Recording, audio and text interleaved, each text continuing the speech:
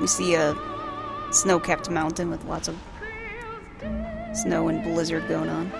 A trail of footprints that leads across the mountain. A heavily cloaked figure with some kind of, I think, large axe, maybe strapped to their back. It's kind of hard to tell. You can't see what the person looks like because they're so covered to block the snow and the cold. Square Enix. They approach a stone structure. A little stone gate. You see a man running through a hallway. He's got short brown hair. We see the golden goblet being lifted up by the Sultana. She sips it, and her eyes widen. The cup falls to the ground. There's blood splattered on the ground. As Ruban's arm gets cut off, and you see Lolorito smile. The guy with brown hair pounds his fist against the pillar, and then sneaks off in the shadows. Don't know who that guy is, though. He seems pissed about what happened, though. Which makes me think it's not Laurentis, because that fucker helped with the whole poisoning thing, so can't be that guy. We see a town in flames. Kinda looks like Ishgard in flames.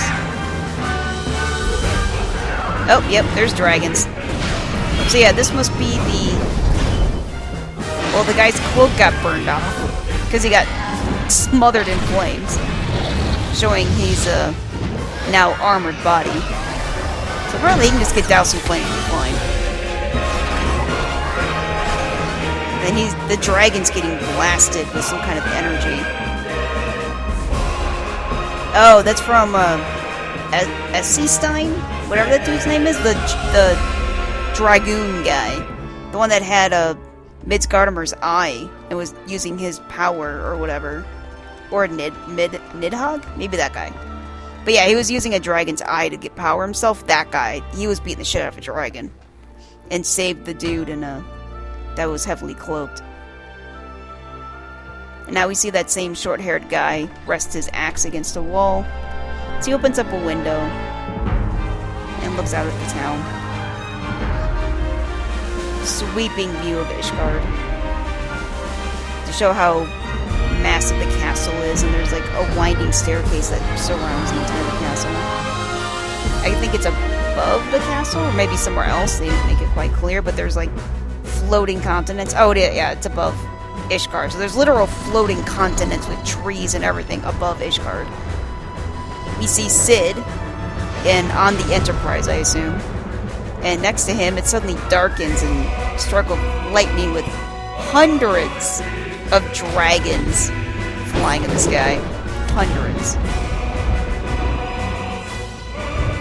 You see Lolorito with men kneeling. You see Ruban in prison. He looks at the camera and sneers.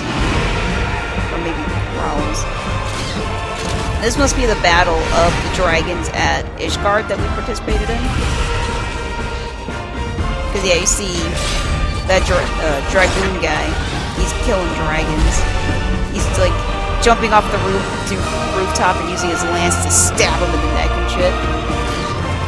And there's someone else with like silver armor next to him that's also fighting. We don't know who that person is. Final Fantasy 14 Heavensward.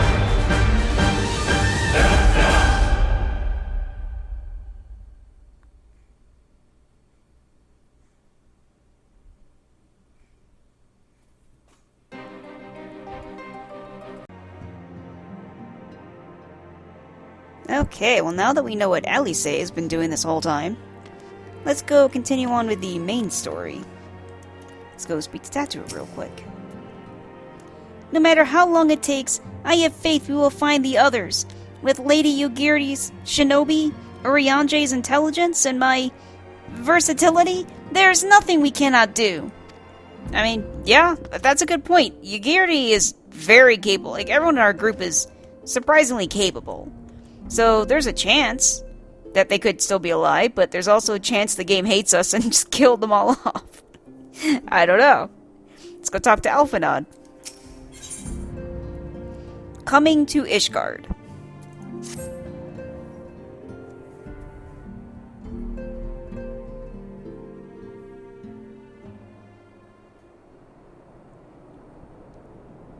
We're looking outside at the aetheorite in the darkness.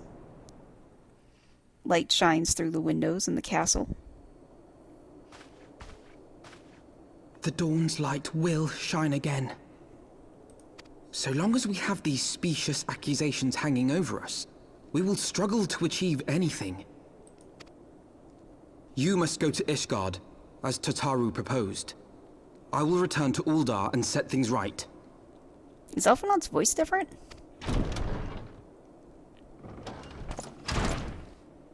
Pray, do not be so hasty, Master Alphino. Lord Orchefon.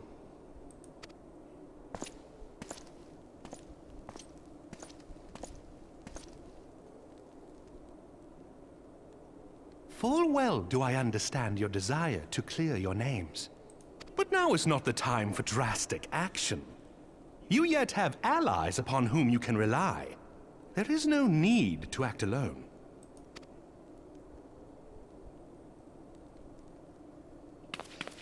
Tetsu cheers.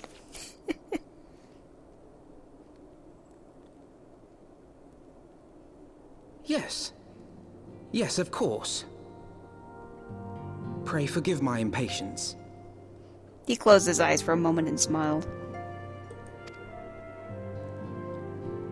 Etchfet nods. I bring tidings. Count Edmont has decreed that the three of you be taken in as wards of House Fortin. Under our patronage, you shall be granted access to the city proper. Pray, consider our manor your new headquarters, from which you may gather information and plan how best to proceed. Needless to say, should any of your missing allies be found, as I am certain they shall, they will of course be welcome to join you there.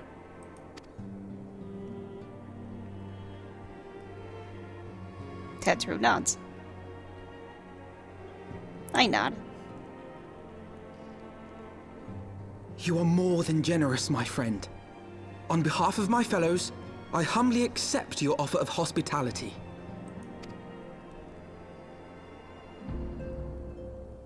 The Count is a good man and just. He will treat you with the kindness and respect that a hero and dear friend deserves. I nod. To Ishgard, then. Together. There we shall carry on the Scion's legacy. There we shall begin anew. Here, here! That was Tataru.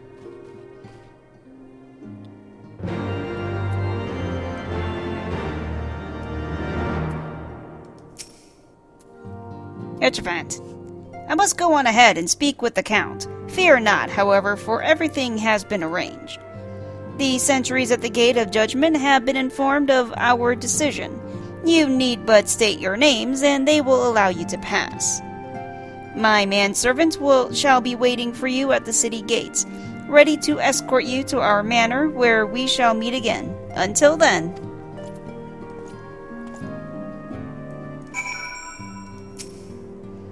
Speak to Alphanod real quick. Not at all the circumstances under which I had hoped to visit Ishgard for the first time, but so be it. Tataru. They say the winds can be rather fierce on the steps of faith. Be sure to wrap up before we go. I may need to carry you in, Tataru, so you don't get blown off the bridge. I mean, being a tiny little person, you might get swept away.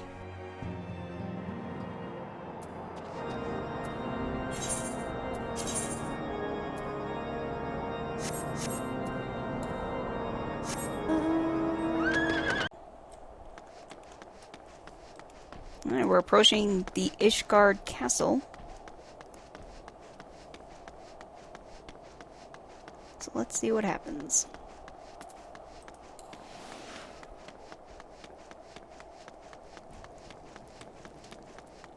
Speak to this temple knight dude over here. Wards of House for Temps? Ah, yes, you may pass. Proceed to Ishgard? Yes.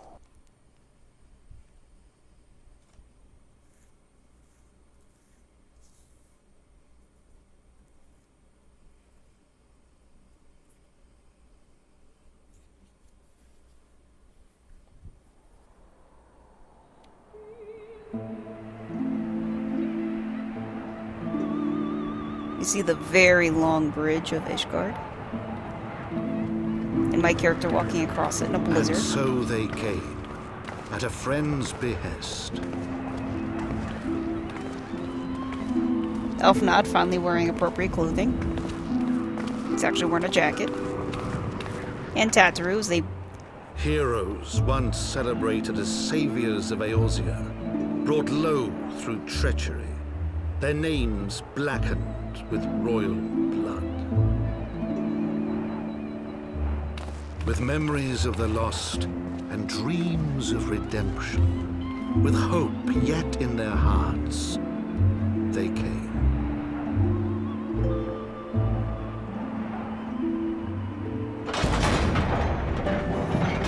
Giant metal gates open upward to let us through.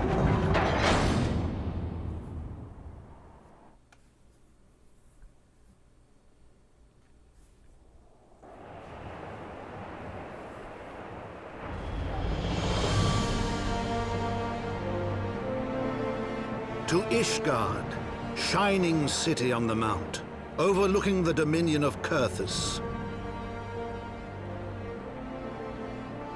A great and proud nation, devoted to Halone, the Fury, ruled by Thordan VII, Archbishop of the Ishgardian Orthodox Church. The last bastion of the faith, her walls ever bristling with the sworn swords and spears of her 4 high houses.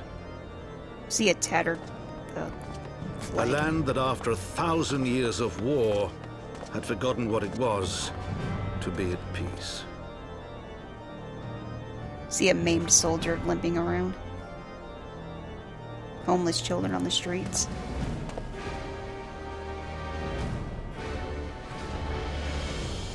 Through gates long closed, the warrior of light and her companions passed, entering at last a city whose history was written in blood.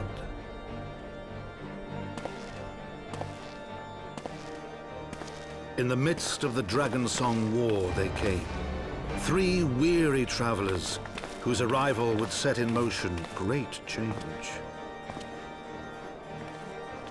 Though none knew then how great.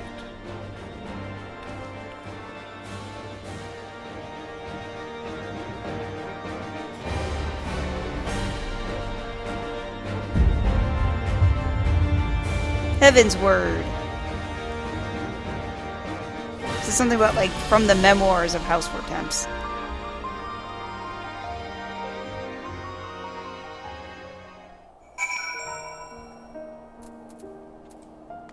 Alright. Yeah, Tataru, when she was entering the city, saw the homeless children and it made her sad. Let's talk to Tataru real quick. Gods, I feel like a child in a giant's castle.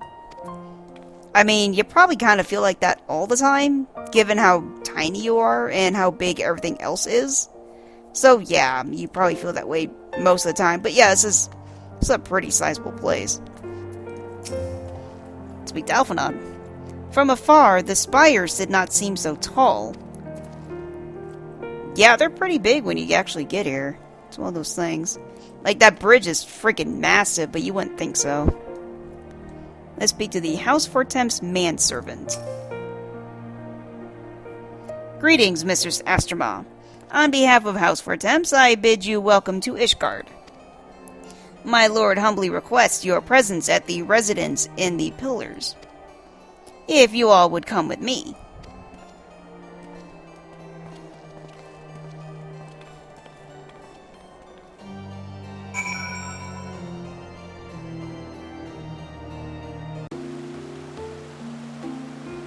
Okay, so Ishgard, as you could probably guess, is a giant stone city. Again, we're basically in Westeros. So, yeah, lots of stone statues, sparse couple of snow-covered plants, lots of people dressed up, you know. Though, like, typical people that grow up in cold climates, like, yeah, they're wearing, you know, long shirt and pants and stuff, but they're not bundled up like Elfenod and Tatru are, who are not used to the cold climate. Especially Elfenod, who I think said grew up in mostly, you know, arid climates. So this is probably it's probably pretty unbearable for him right now. Let's speak to Elfenod real quick. To look upon the splendor of these heights, one would little suspect the ruin wrought by the wyverns below. Speak to Tatru. Is it just me, or is the air up here different? You can almost smell the wealth and power. Gods, it's making me feel faint. I guess. I mean, I haven't really seen wealth and power, but we did just walk in here. Like, you know, there's nice decorative stone carvings and stuff into the ground, in the floor and things. You know, decorative stone, little patterns and all that, but it's not like it's covered in gold or anything like that, as far as I've seen. It's basically just stone. But it is nice looking, though. Probably looks better when it's not in the middle of the nighttime, because it's all dark and stuff. But I mean, when it's wintertime, it's kind of always dark. Let's talk to Hatchfat. The Warrior of Light and her brave companions walking the streets of Ishgard at last. What a glorious sight. I cannot tell you how long I have waited for this day. Allow me to present you my family home, Fort Thames Manor. I should like nothing more than to show you around, but everyone is gathered to receive you. Come, my friends, introductions must be made.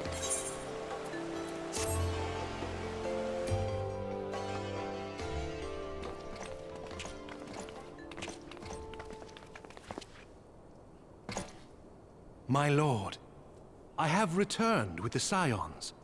Hedgefang gives a little salute. I hope your journey was not too taxing. So, this guy's name is Count Edmund de Fortemps. And he kind of looks Chinese to me. Like if Elf was Chinese, he looks like that. He's got like a little thin mustache on either side of his nose. He's got the pointed ears. He's got long, I think it's black hair. And he's got kind of like the eyebrows that are almost V-like, because they like shoot up sharply and then go down a little bit sharply. He's got very long robes, like almost a Renaissance, I think, type clothing, where it's kind of poofy and things like that. Very, very long robes. He's got a couple of probably aides or something behind him with also long dark hair. But they have more plain long robes. Like theirs are like tan, whereas his are dark gray with red and gold decorations on it. This place looks very nice, though. There's a kind of like a chandelier hanging from the middle of the ceiling. The stone is a much lighter color, whereas outside is kind of a dark gray, but here it's almost like a white gray. Like a white stone with maybe gold, but it's kind of like a yellowy color, so I'm not sure if it's gold or not, with like decorations and stuff. Looks rather nice. There's potted plants with flowers in it, which has to be hard in a frigid climate.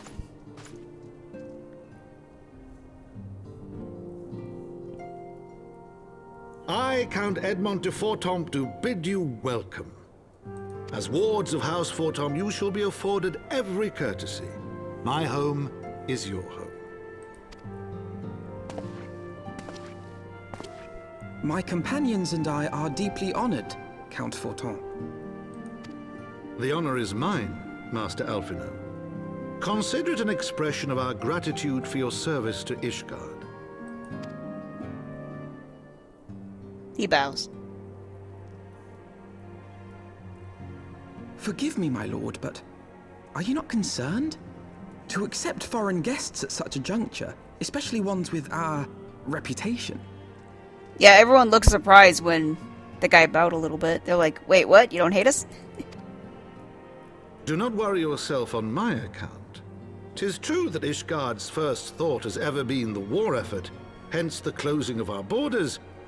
Yet it is in troubled times most of all that men should seek allies, don't you think? Granted, my decision will have raised eyebrows in the vault and in the halls of the other high houses.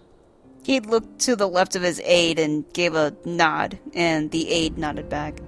But so long as you continue with your altruistic endeavors, I doubt my honored peers will feel moved to voice their concerns. Then there is naught to fear. Though our numbers are much reduced, we are no less determined to carry on our work. Full glad am I to hear it. But before you return to your labors, why not take a tour of the city?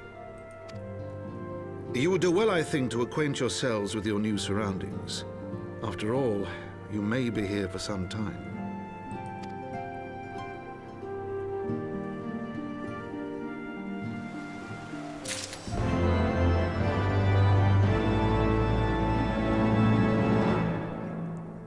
Look at this guy's house for a second. So he's got basically red wallpaper and marble, like gray and white marble flooring. And he's got some couches with blue cushions on it. He's got, like I said, potted plants, but he's got an especially large one with massive flowers that was behind him. I think these are tiger lilies. And they are the biggest freaking tiger lilies I've ever seen. Like, one of these tiger lilies is as big as my head. Some massive tiger lilies. You know, it's got some very nice red decorative carpets on the floor. Yeah, very nice little, basically mansion type house. Let's see what Tattoo's got to say about it. So this is what the inside of the manor of a high house looks like. To think that Lord Hatchafant was raised here. Yeah, it must be nice.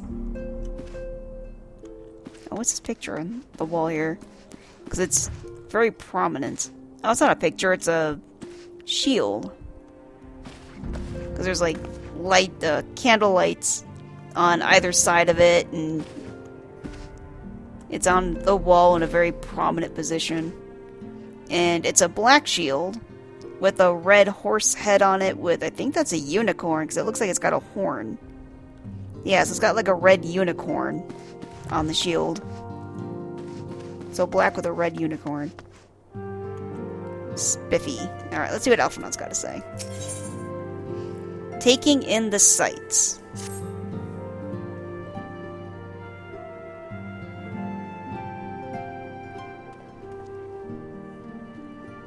Though our friends in House Fortemps has been generous enough to extend us their protection, we must take care not to impose too much on their hospitality. It is only proper that we learn about our new home, so that we might become more self-sufficient. I nod. Tataru. It'll take a while to learn the lay of the land, but learn it we must. Then there's the markets and taverns. We'll need to know where to shop and where to hear small talk. Alphinaud. 'Twould seem a tour of the city is indeed in order. Tataru nods. Alphinaud. I thank you for your counsel, my lord. My companions and I shall of course do as you suggest. The Count nods. Very good. Then my manservant shall accompany you. He will be able to answer any questions you might have. Ah, but I grow forgetful in my dotage. There is something I must give you. ere we part. He looks to his manservant. Their documentation is in order, I trust? The manservant nods. Yes, my lord. The manservant walks over to us and gives us something.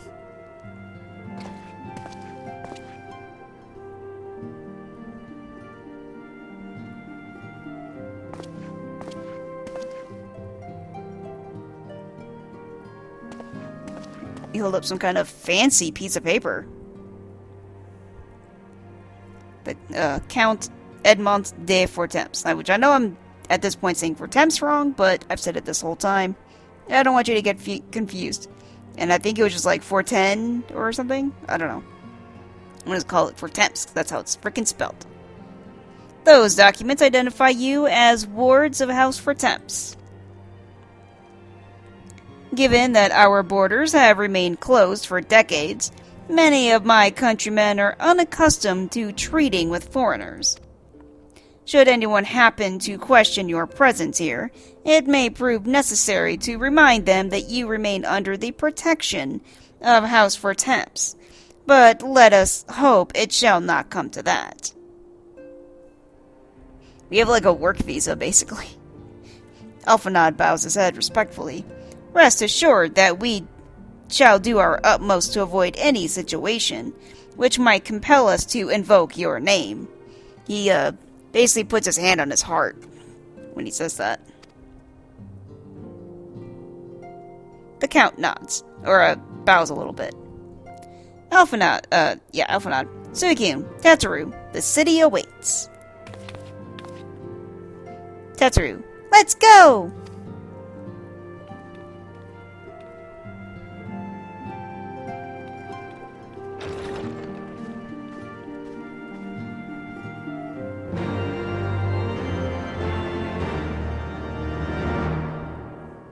The Holy See of Ishgard, the Pillars.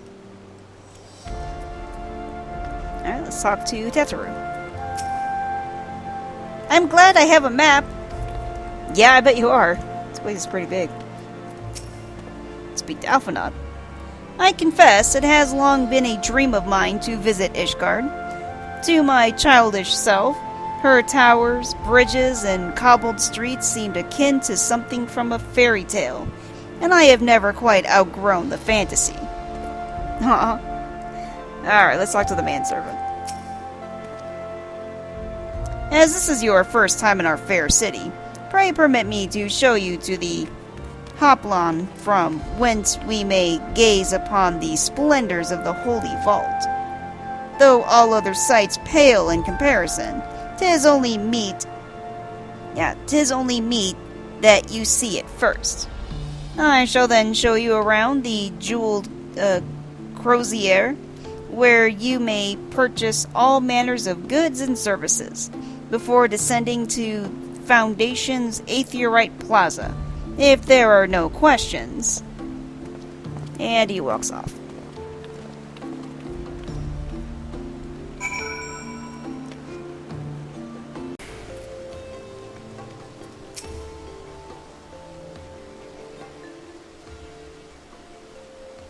Manservant. The Hoplon, so named for the bronze great shield borne by our nation's patron deity, is the largest plaza in Ishgard. The magnificent cathedral to the north is, of course, the Holy Vault. The vault is both Ishgard's seat of government and the residence of the Archbishop of the Ishgardian Orthodox Church. Oh wait, didn't we see that guy in a cutscene? Alphanod. Begging your pardon, the statues to the south, are they perchance Thornton's famed Knights 12? The manservant nods.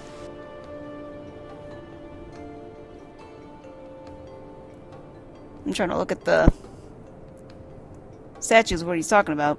So, like, above some of the doors, there's giant statues of knights in heavy cloaks with helmets and stuff, with a giant sword pointing downward. I think there's one with a staff and things. So I guess some of them might have different weapons. But yeah, there's very large statues. Oh, this one's got an axe. Yeah, but yeah, there's large statues of heavily cloaked knights. The manservant. Very good, Master Alphinaud. They are the fathers of Ishgard, the brave knights who joined with King Thordan, Thordan the First, to put down Nidhogg. Yeah, I think Nidhogg was the eye that Estiine, whatever that dude's name was, the dragoon guy, was using his power to put down Nidhogg and found this great nation. Ours is a city rich in history and tradition, and there is much you can learn by exploring the pillars, time permitting, of course.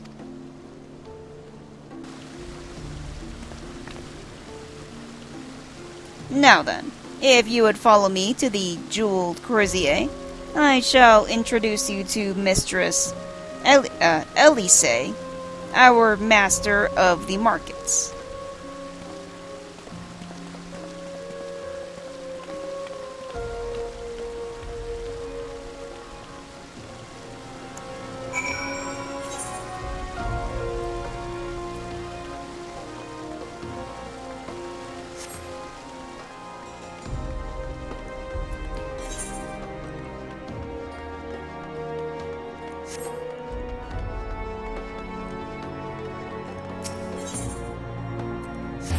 Since I've already gone around town and activated all the aetherite, I can just teleport using the aetherite. Let's speak to Elise.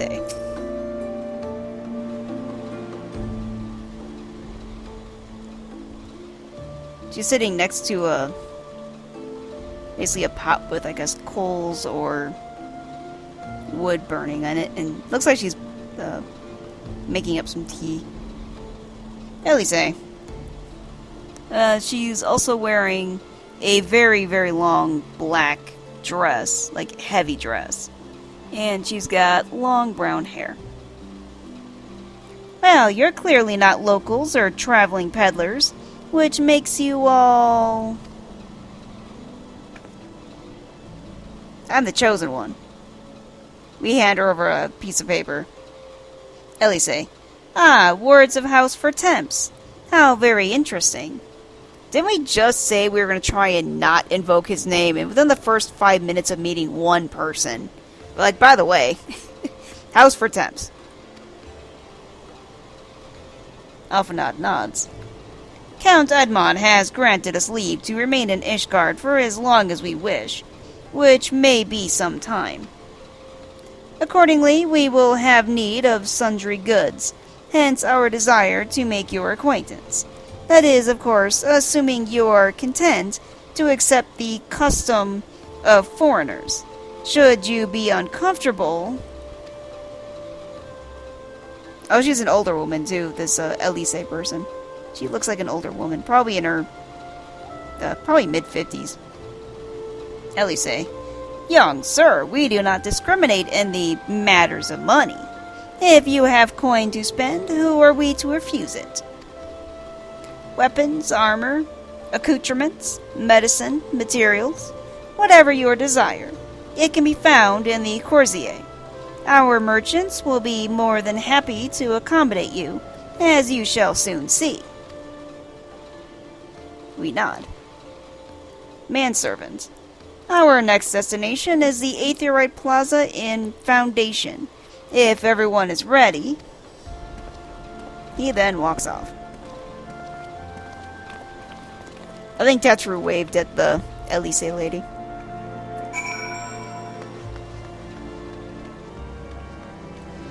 I just noticed that there's a sign being held up by a balloon.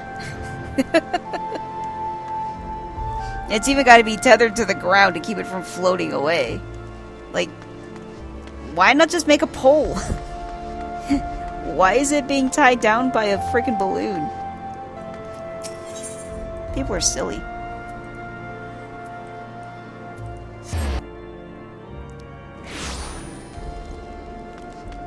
teleport to Foundation.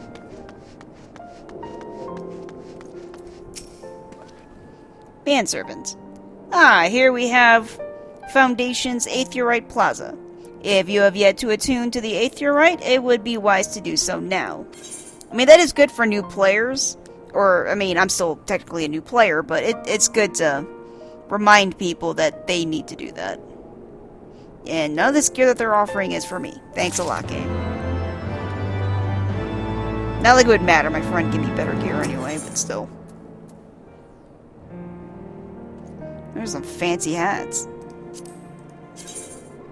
Oh, it's a jester's hat. What the fuck? Why would I want a jester's hat?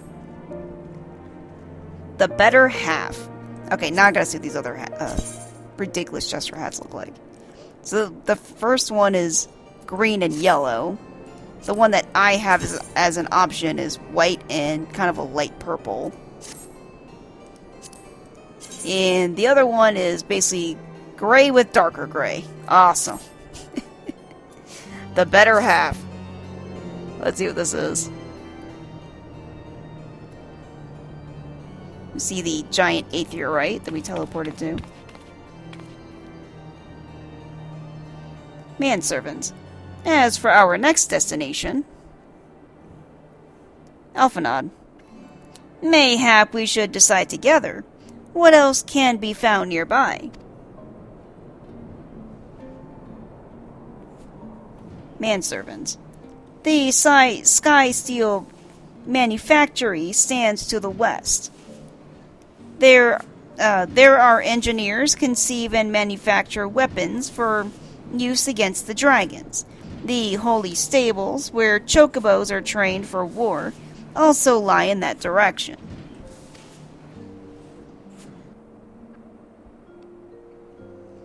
To the north and east can be found the Congregation of Our Knights Most Heavenly, which Our Knights Most Heavenly also all have a capitalization for it, so it's some kind of official name. While to the south and east, well, 'twould be best if you avoided that area.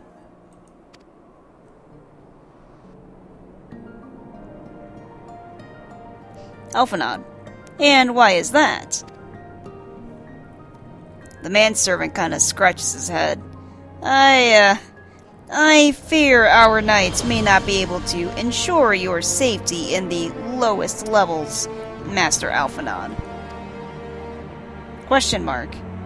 Hold your nose when you pass the broom, little lord. A delicate flower like you is like to wilt in our fumes. Who's this?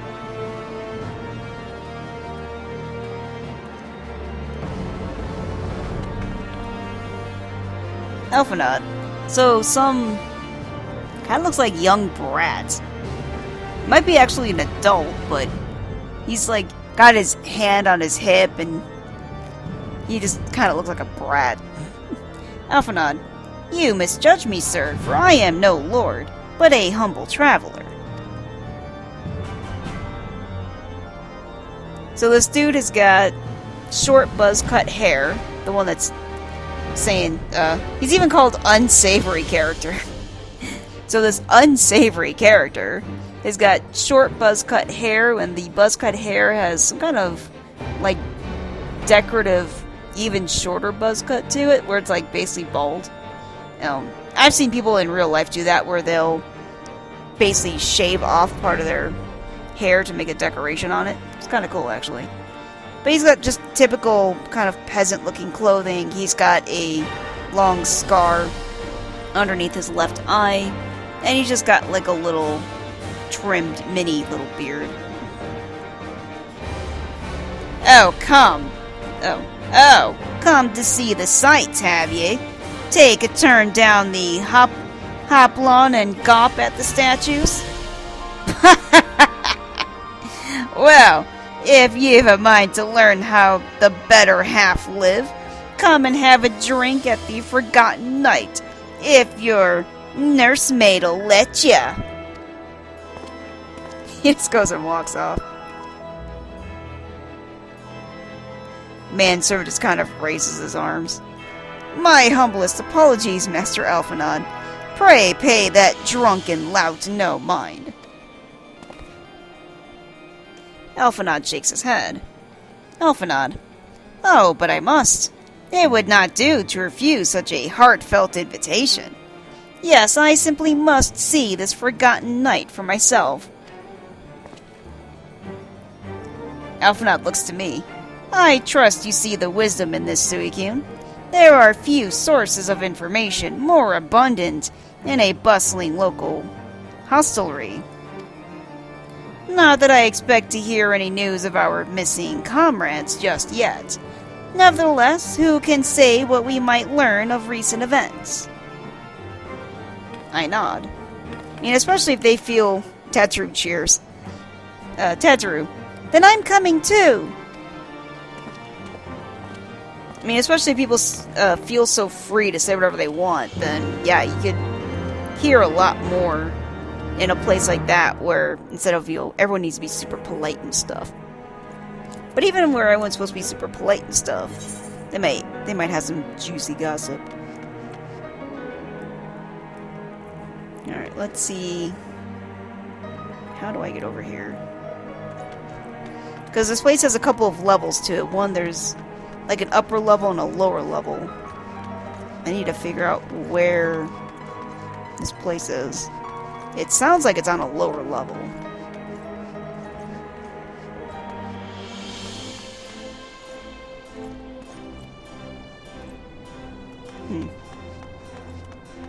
I think people are still cleaning up for maybe the dragon attack, because there's kind of rock rubble dotted everywhere.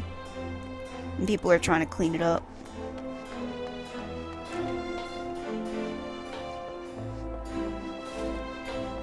Go up a long wooden ramp. The Broom. B-R-U-M-E. Is this where he said to be? Saint Valeriant's Forum. Something like that. Let's go in here. The Forgotten Knight. Alright, well, I'm in the right place. Let's talk to a couple people in here and see what they have to say. Let's speak to Heinrich. Not from Ishgard, are ya? I'm from Old Da myself. Just come up to serve house for temps. The name's Heinrich. Last captain of Askun's Raiders. The finest company of sellswords that ever lived. Let's speak to Anselme? Whatever. Some kind of Robin Hood looking dude. It's been so long since I've been back in Ishgard. Still, there's no rest for the wicked. It's high time I planned my next fishing trip. Let's speak to Riley, who's a young girl in a supposedly seedy bar. So let's speak to this young girl here. She's got nothing to say, just ... Alright, well, standing next to this young girl is that a guy? I'm pretty sure that's a guy. But he is such an anime-looking guy. Is he a dragon? Is he a dragon species? Let me look at your butt. Do you have a tail come out of your butt? I believe that is a tail coming out of your butt. Okay. So this guy is... His name is... Sidurgu.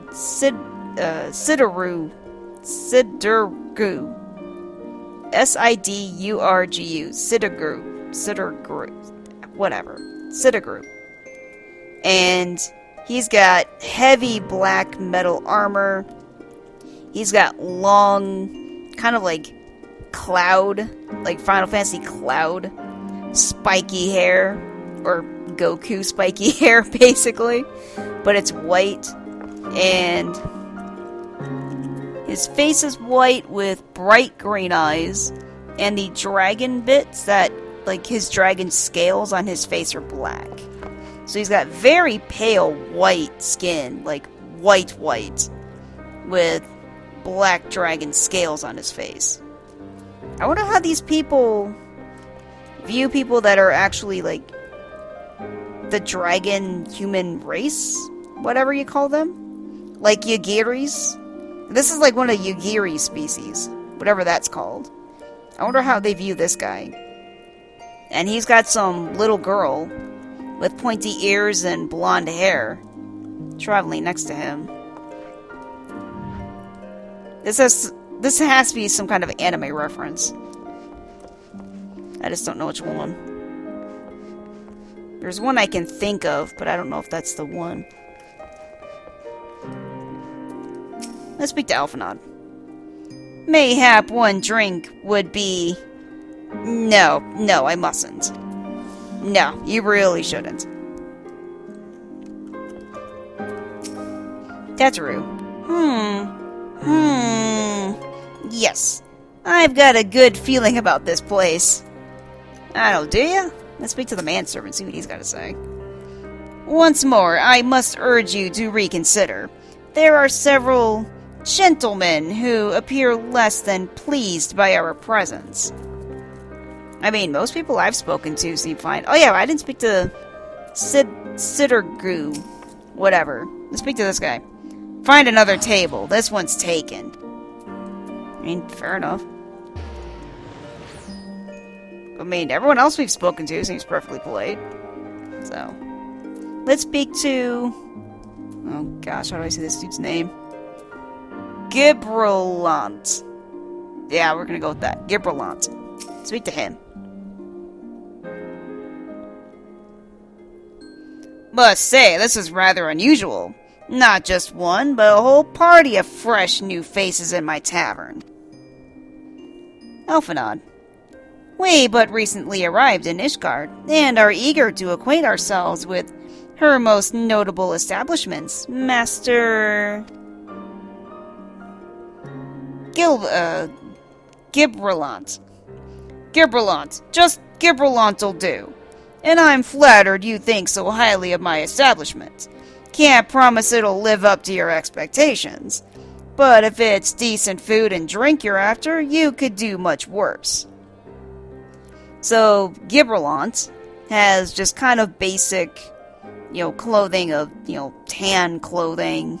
Some kind of spiky necklace. I think it's probably some kind of, like, dragon tooth necklace or something like that, given where we are.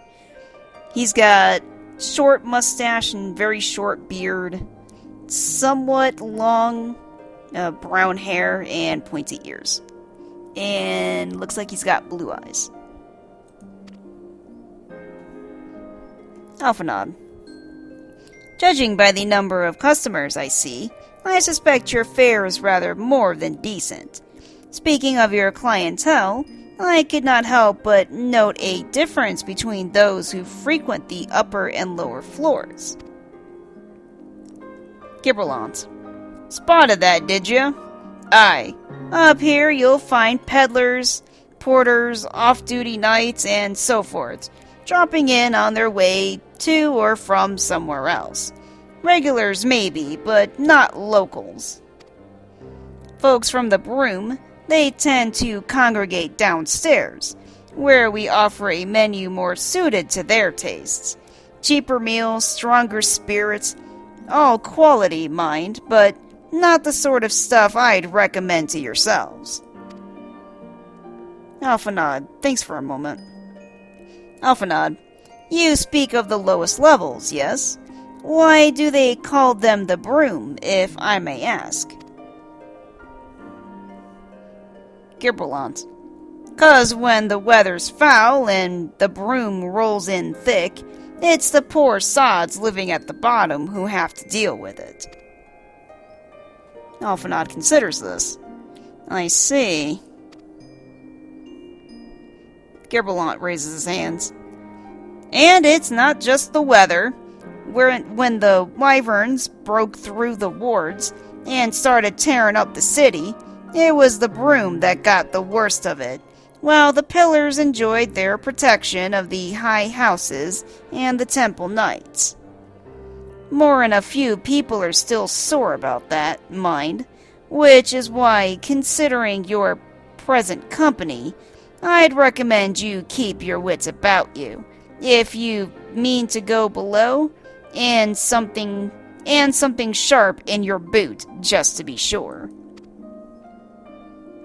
Even though we helped stop all that, but, you know. Alphanod. I shall take your words to heart, sir. The manservant. Master Alphanod, I think it would be best if we return to Fort Temps Manor. Tataru. You go on ahead without me. I'm staying for a drink or two. The manservant. Miss Tataru, I'm afraid that is out of the question. My lord, the Count, would never forgive me if I abandoned one of his charges in such a place, least of all a maiden. Alphanod, what are you up to, Tataru? Tataru. Look around, Alphanod. This tavern is full of people whose business regularly takes them beyond the gates of judgment. With friends like that, I could practically live here and wait for the newest gossip to come to me. Alphanod nods. Indeed, but will you be safe here on your own? Tataru gives a little cheer. Oh, please. Do you know how often I looked after the waking sands and the rising stones by myself? If I had a gill for every unwelcome caller I've driven away, I'd be rich beyond my wildest dreams. I'll be fine. Please don't make those famous last words, Tataru. Gibberlant. Not that I doubt the lady's knack for fending off unwanted advances, but I'll be damned if I'm gonna let anyone lay an unwelcome hand on a patron in my establishment. I'm gonna hold you to that, dude. Alphanod. That settles it then, Tataru. Suicune and I shall return to the manor for now. Contact me by Link Pearl if you require assistance. Tataru gives a little cheer. I will. Alright, let's go then. Tataru waves.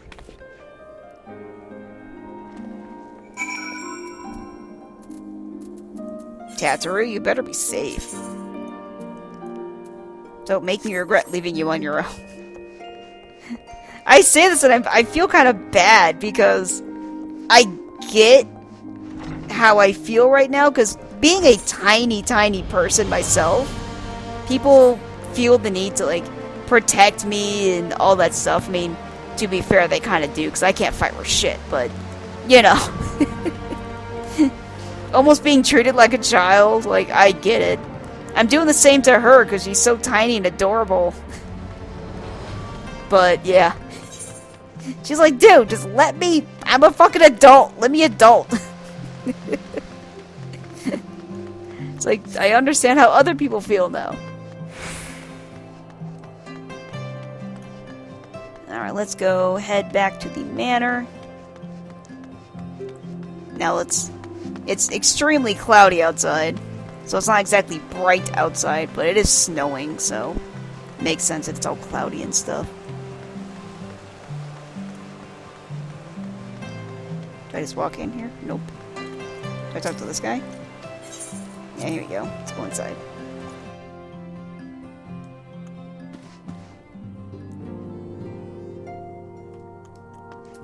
Let's speak to the Count.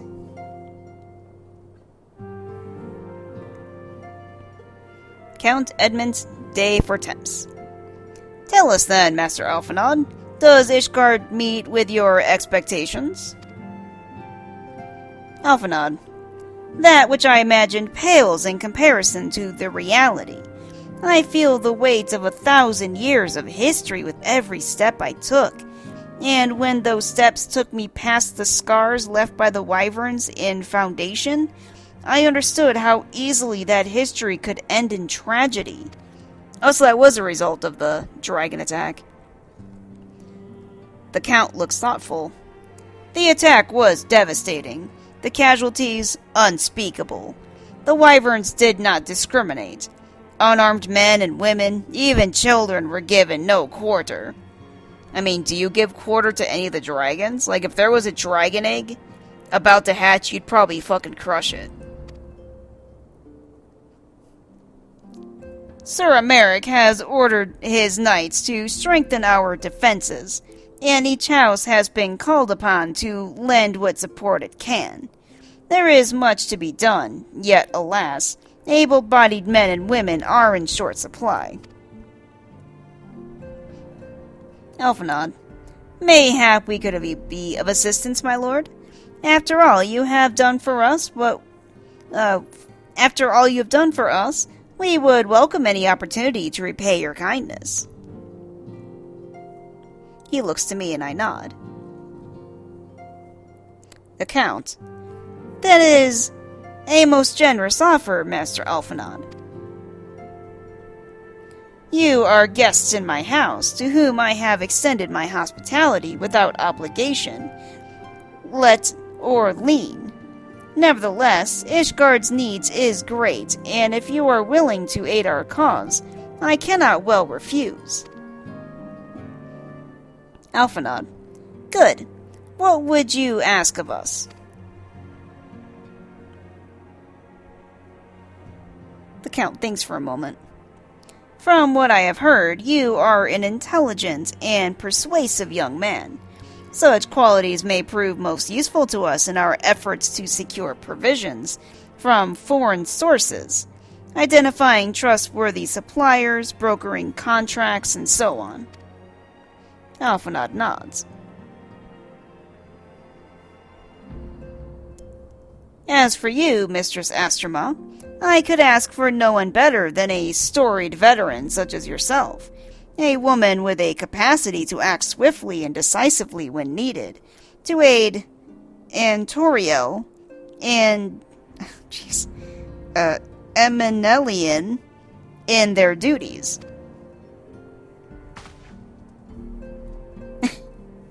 The two, I guess, other manservants look quite shocked.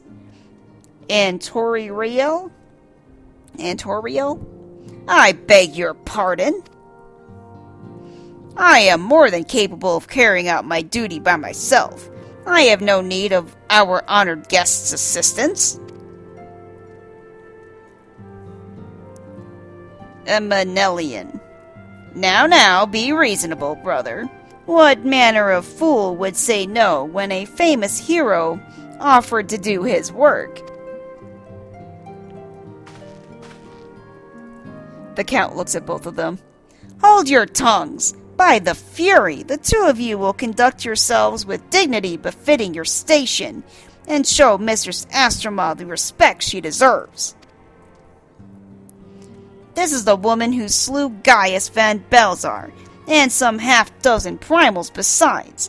She is not here to steal your glory, or serve as your errand girl. Damn right. If you can, he looks to me, if you can pardon them their impropriety, Mistress Astrama, I shall be much obliged if you would lend my sons a helping hand. Oh, they're not manservants, they're his sons. Okay. My thanks.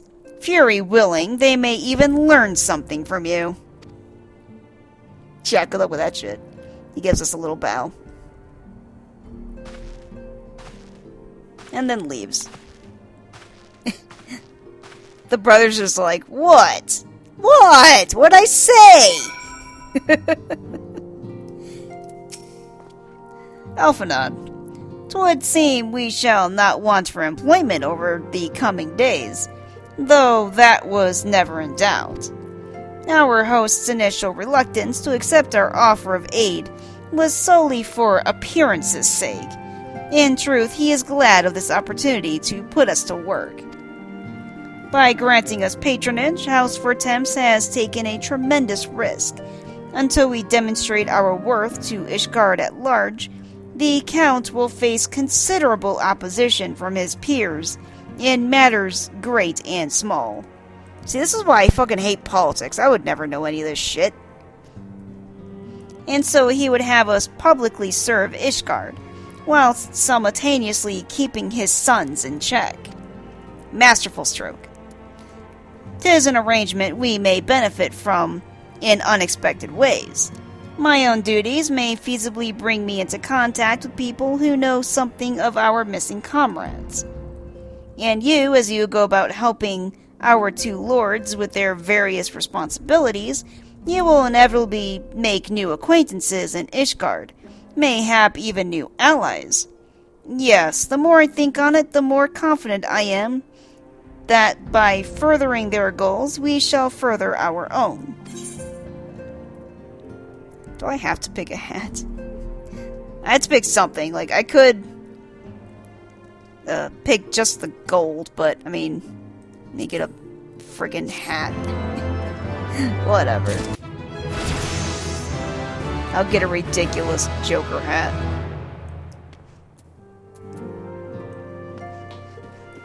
Let's talk to Eminelian. Onwards and upwards. I mean, that sounds good. That sounds promising. I like the sound of that. Oh, there's some little kid that bowed to me next to Eminelian. Eminelian. Shall we be off then, old girl? You just call me old? Do I have to kick you in the nuts? Ah, but where are my manners? Eminelian de Fortemps, second son of Count Edmund de Fortemps. True born, that is. Oh god, here we go.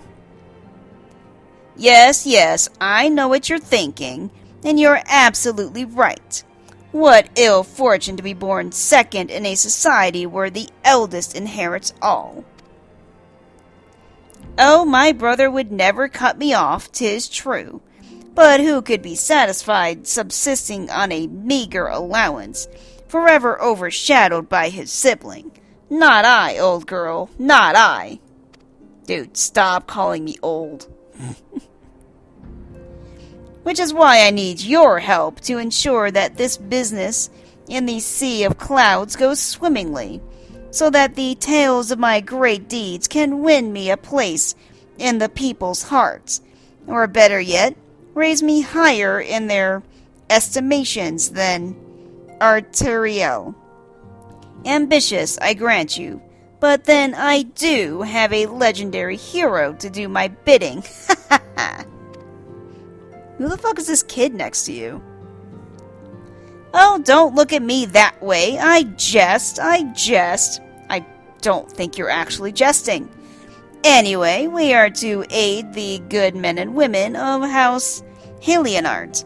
They have ever been steadfast friends to our house, though they've fallen on hard times since the calamity. Poor blighters.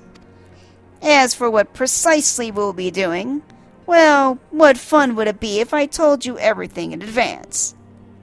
Just come along with me to the airship landing. We will need to take the airship to Camp Cloudtop. And he walks off with a kid walking behind him. Whoever this kid is.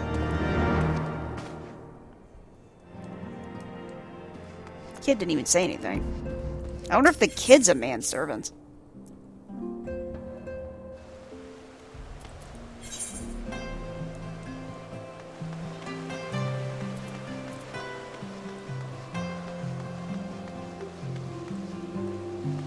I wish I could use my mount in a big place like this.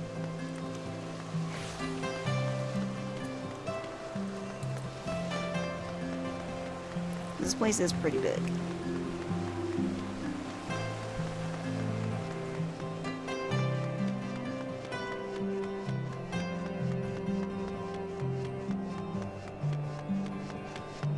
I don't know if I'll ever be able to go onto the giant winding staircase that wraps around the castle.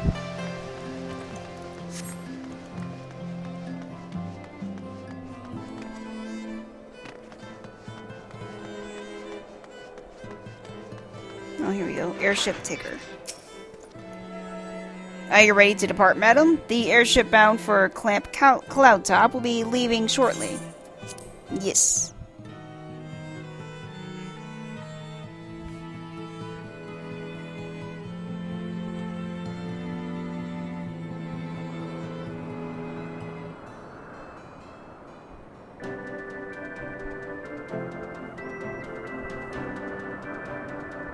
You see, the Sea of Clouds. Aboleth of Spires, I think it said. Are we in the floating, like, rocks above Ishgard? Upon an airship, conceived within the fecund mind of Sid Garland, renegade prodigy of Garlemald, would come to call Eorzea home.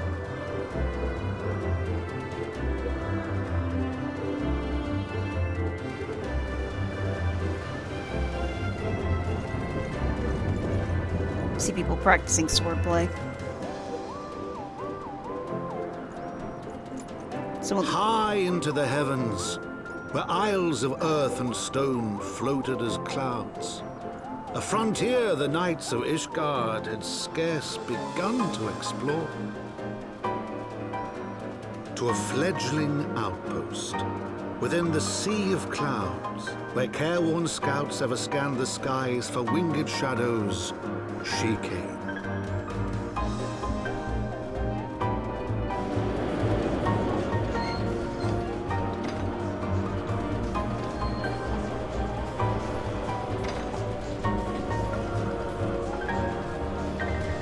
You saw a girl looking around through a telescope.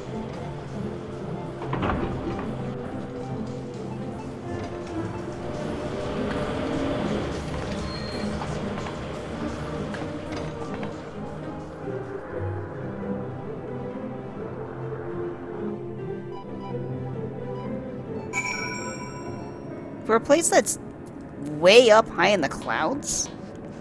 So yeah, I'm assuming we are on those floating, basically, continents above Ishgard.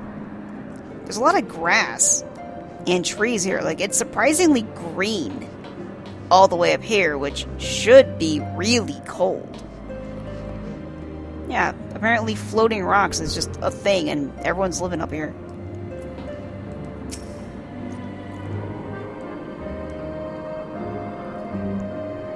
Emeraldian just gives a leisurely stretch.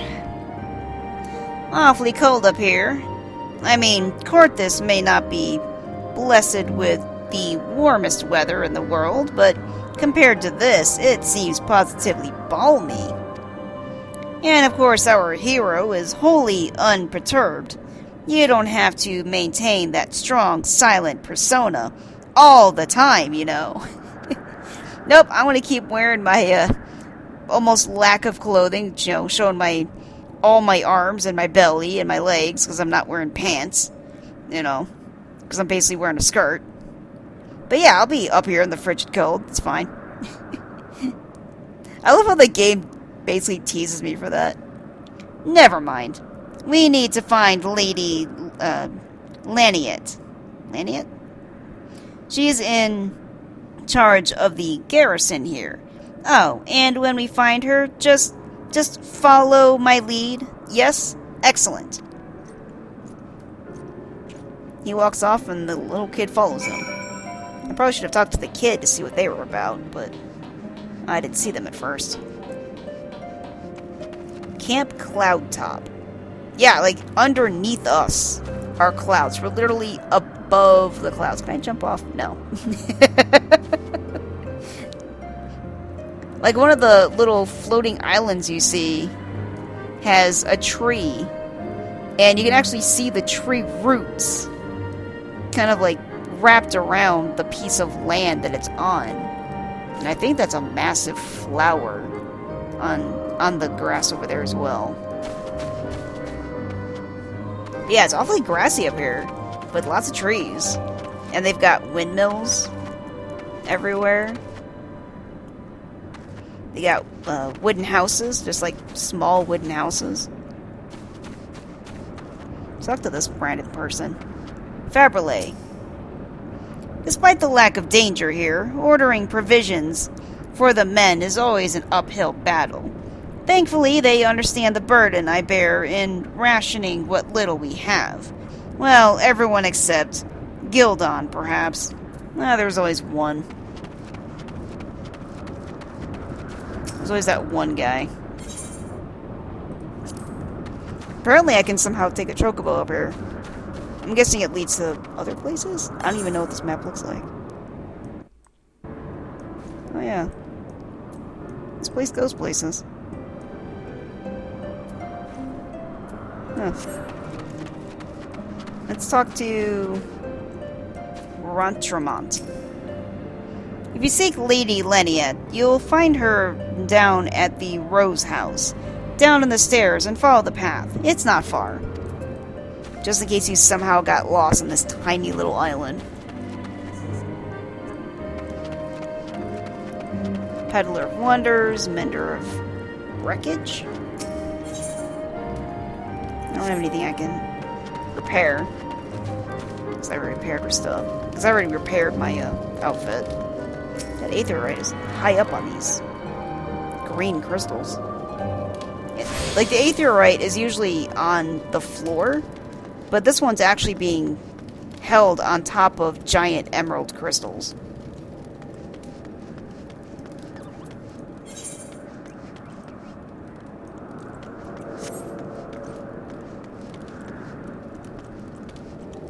Let's speak to Harmiet. Day in and day out we stand watch, but for what? We all know there's no danger here. The sooner I'm relieved from duty, the better. I mean, trust me, when you have days that are too exciting, you'll be thankful that you had such a nice, cushy job. See a pretty sunset going around. I mean, they must have the best view of everything. There's a guy with little sheep. And there's a kid running around chasing a sheep. There's little farms. Yeah, again, for a place that should be frigidly cold, despite there being no snow anywhere, there's lots and lots of grass. Assuming I can figure out where the fuck to go. Can I go in this house? No.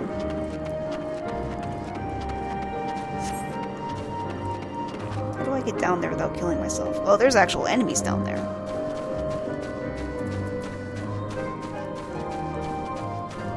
I probably don't want to jump down there then.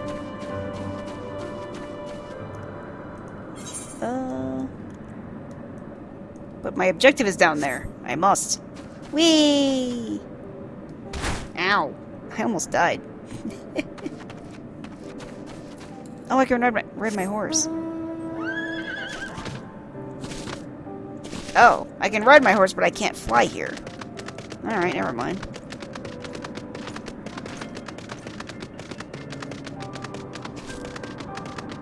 Giant fat birds walking around.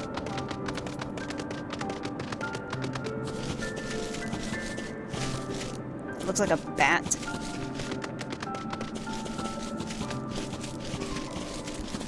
Some kind of net is being strung up. I wonder what that net catches.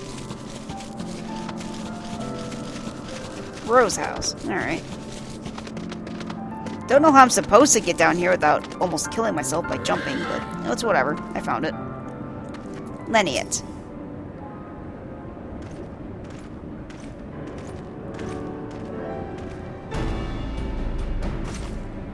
Leniet gives me a respectful bow.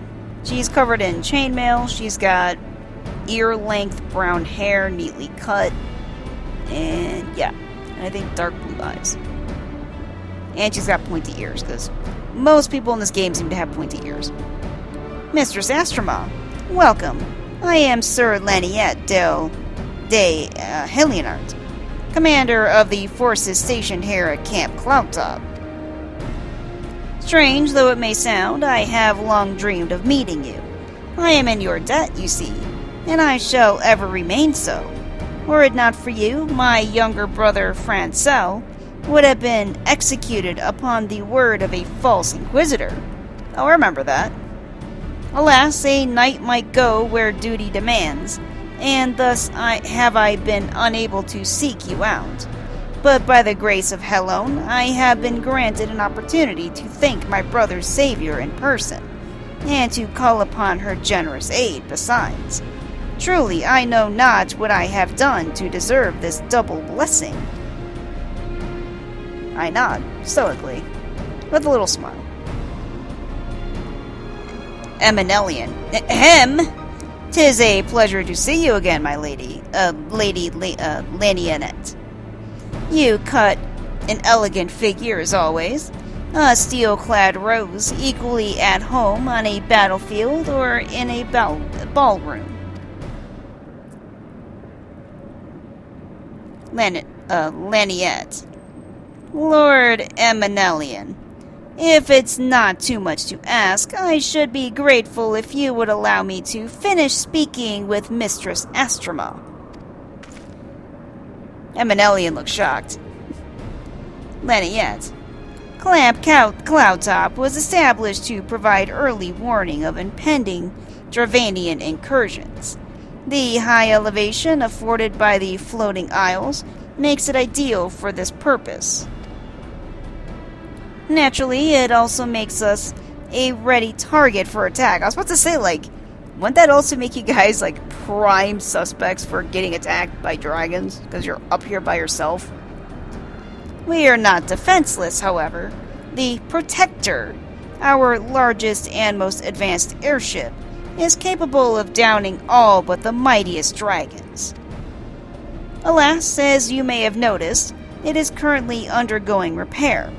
What is worse, our efforts have been hampered by an indigenous beast tribe known as the Vanu, with whom we have had several skirmishes already.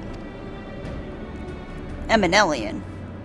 No beastman is a match for a man of Ishgard. Bring me a birdman and I'll show him a thing or two.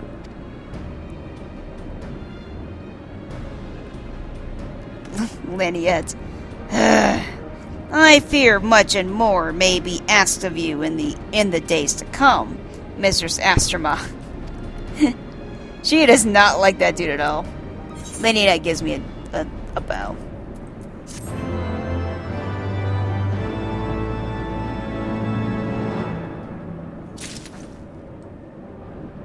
Okay, I want to talk to this kid. I want to see what this kid's about. His or her. I think it's a him. What are you, kid? Yeah, it looks like a boy to me. Honoroy? Honorroit? I think that's Honoroy. My lord, pray do not do anything rash. I think he's like a tiny manservant. Eminelian, let's see what that stupid person's got to say. Ah, my lovely lady Lanionette, I shall win your heart yet.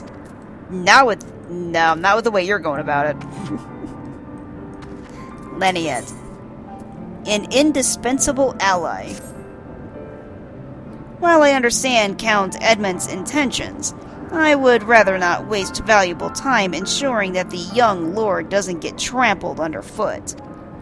True, it is entirely possible that he may learn something from this experience, but if left to his own devices, I think it far more likely that he will make a mess of things. Tell him that I would like him to keep watch for Dravanian outflyers. Then, when you have a moment to speak with his manservant in private, make it clear that it is his responsibility to keep Eminelian from shirking his duty. What do you bring the little kid into this for? That's not good. Eminelian. A request from Laniette? Why didn't she think to ask me in person? Surely she must see me standing here but a few yalms away. Oh, never mind. What is it? Let's see. A mission of paramount importance. Keep watch for Dravanian outflyers. Or, roam about and keep an eye out for anything unusual, or ... So, a mission of paramount importance. Keep watch for Dravanian outflyers. A mission? Yes, yes, of course. That is why I am here. I shall do as my lady asks. And he runs off eagerly, leaving Honoroi here. Ah, Mistress Astroma, I do not believe I have properly introduced myself. My name is Honoroi, and I serve at the pleasure of Lord Emanelian. Lady Lynette would have me accompany Lord Emanelian on his mission? Ah, I understand completely. I will do my utmost to keep him out of harm's way. That's a nice way of putting it.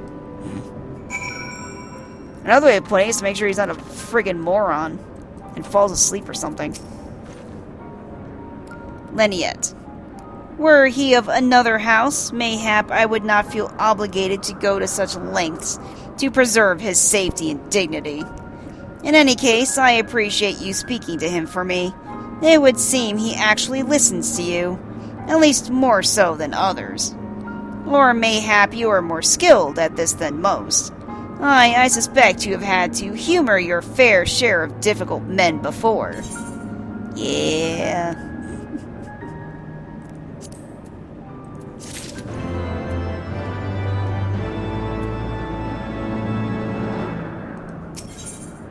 Meeting the neighbors.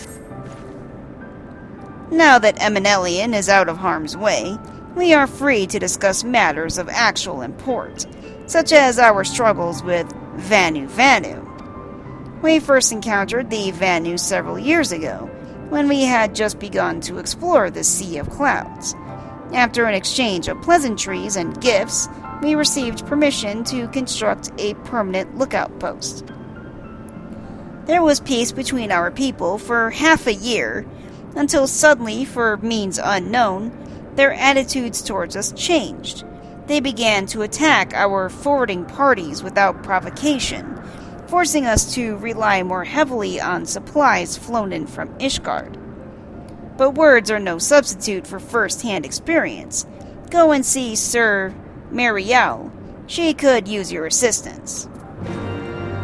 I mean, what customs do you know of these people that you just met? So you probably insulted them in some way and just don't realize it. Okay, let's talk to Marielle on kind of this lookout post here. Mr. Sastrama, I presume? Lady Leniet told me you were coming. I hear tell you've never faced a Vanu before? Well, spend enough time on patrol and you're sure to cross paths with them eventually. These birdmen are native to the Floating Isles. I say birdmen, but they're not at all like the Ixal. Unless the Ixal's mother was a Gygus. Here, let me mark several locations on your map. If you discover any Vanu in these areas, kill or drive them away. I mean, considering that you've already pissed them off, killing them probably isn't gonna help. Just saying. I mean, did you guys try a peaceful resolution? Or are they just like, oh, you attacked us, so therefore now we're at war now? And diplomacy is just not a thing that exists. Okay, I am back from killing a few birdmen, which are actually birdmen. The Ixal are more like bipedal lizards with a few feathers sticking out. But these are straight up birdmen. They're bipedal owls, basically, is what they looked like. Let's talk to Marielle. Finished with your patrol? Anything to report? Yeah, I killed like 4 or 5 of them. Maybe it was too much to hope for a day without a skirmish. At least I can take solace in the fact that Halone has blessed us with a mighty ally. Man, I actually feel bad for doing that.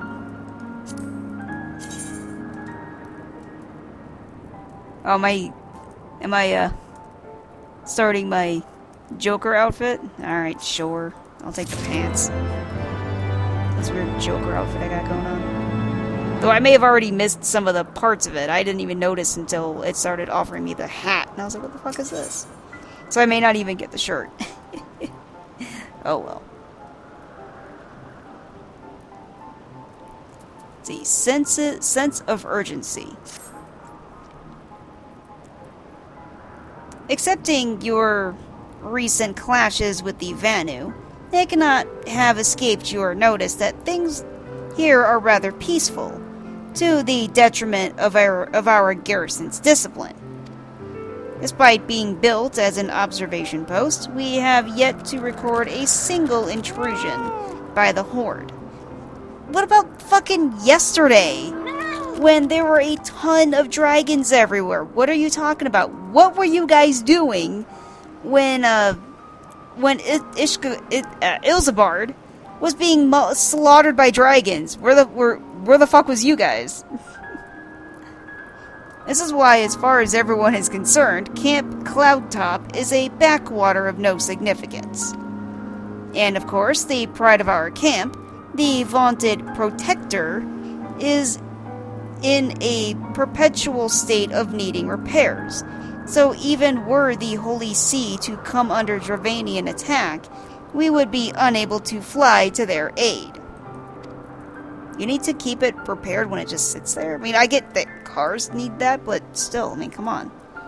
Simply put, Mistress Astroma, this is where ambition comes to die.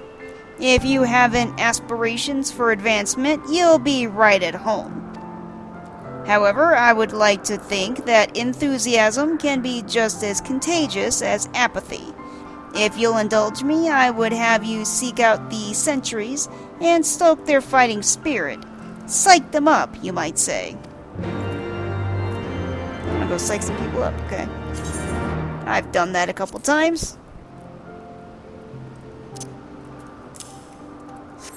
It's easier to put a little emote button on my bar, so I don't have to go find it every time, because that's kind of annoying.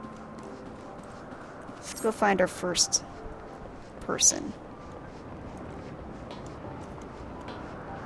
Well, because she just straight up says, this is where ambition goes to die. You have ambitions? Not anymore.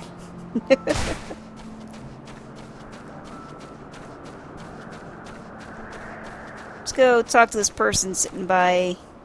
I was going to say a tree, but I think that's a giant thistle flower. I think that's what they're called. Oh, this is Eminelian. Let's go psych up Eminel. Oh, let's actually go speak to Honoroi first.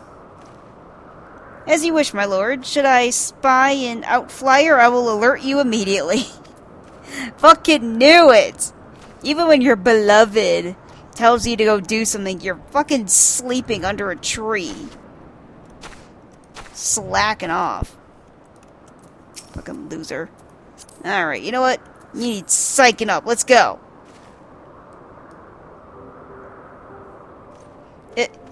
Is it an attack? What should we do? What should we do? Idiot. You had me fooled there for a moment, old girl. I swear, stop calling me old girl. An amusing jest, albeit a tad cruel. Surely you must realize how unsuited I am to be the, monotony of mere sentry duty. Oh, unsuited I am to the monotony of mere sentry duty. Yet still you tempt me with the promise of excitement. No, this won't do. This won't do at all. Lady Leniette will give me a grand mission as befits my station. He walks off. Honorary's like, wait! Wait for me! And runs after him. Oh, jeez. This is why no one likes you, dude.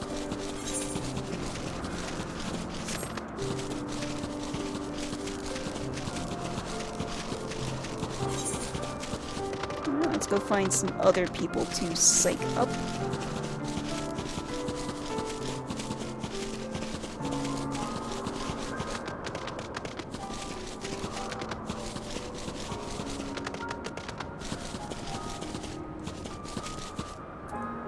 Some dude's kind of hiding behind a house, chilling out. Is there anything fluffier than a cloud? Come on, dude, let's go! Get to work. What? What is it? Is it the Horde? By the Fury, whatever possessed you to do that? Dragons are coming! Is that what my character's doing? I'm like, dude, look over there, dragons are coming. I might be doing that. I'm awake, worry not. After the shock you just gave me, I doubt I'll sleep for a fortnight. Wake your ass up.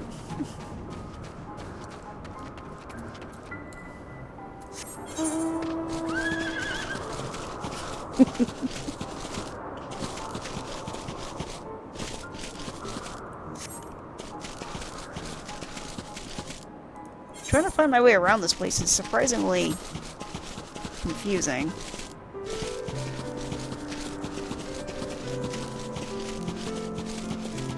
Oh, here you are. Talk to your dumbass.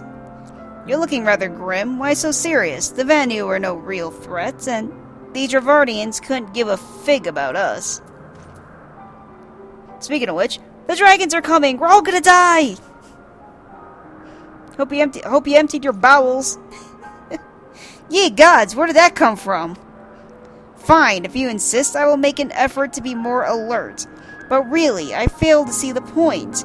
We're hundreds of miles away from the front lines, which is just the way I like it. Thank you very much.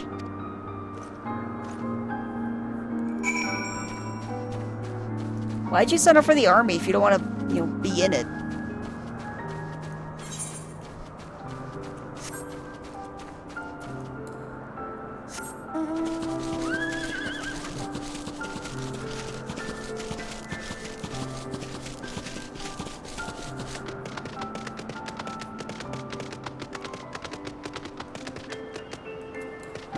Alright, Marielle, I'm back. Many thanks, Mrs. Asterma. Already I can see a change in our sentry's behavior. Beg your pardon, Lord Eminelian said what? Well, I have no doubt that Lady Leniette will do her utmost to oblige him. Yeah, I'm sure. Well, no, that's for me, so I guess I'll just take the money.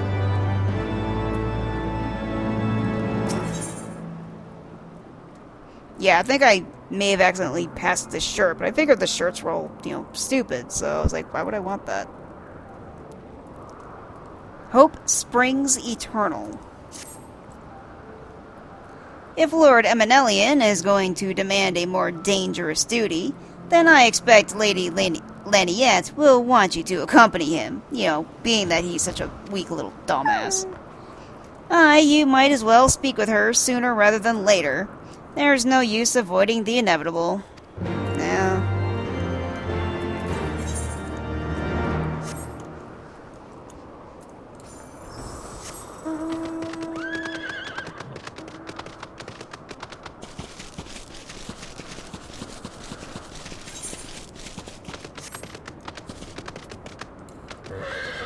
Alright, Leniette. Mr. Sastrama, Lord Eminelian has just informed me that mere sentry duty is beneath him. I understand we have you to thank for this epiphany. Well, there's nothing for it, but to give him something more demanding, then. Can I count on you to keep him safe? Yeah, sure. Excellent. We are in constant need of fresh water in Camp Cloudtop, as there are no underground sources we can tap with wells. However, there is a unique variety of crystal we have recently discovered, which may enable us to obtain water through other means. These spring crystals can be found in Vor Cyan Saran, to the east of here. I would have you and Eminelian bring one back to us. You may have to contend with feral beasts, which populate the lakes, not to mention Vanu scouts ranging from their nearby settlement. Of course, that all pales in comparison to keeping the young lord entertained, but you have doubtless grown accustomed to that by now. Good luck and be safe. Yeah, why did I go, psych that motherfucker up? I mean, what did I think was gonna happen? He was content to just sit there and, look stupid. But no, I had to go psych him up. Alright, let's go talk to Honoré first. Oh dear, oh dear. And just when everything was going so well. Sorry about that, dude. That's my bad. I swear you're still a child. I mean, you're tiny. You're so small. And you're not a Lalafell. So I'm assuming you're a kid. Oh, wait. Are you whatever, Alphanaud is? Because Alphanaud's pretty short, too. Is he that short, though? Are you Alphanaud's race? Huh. Yeah, sorry about that.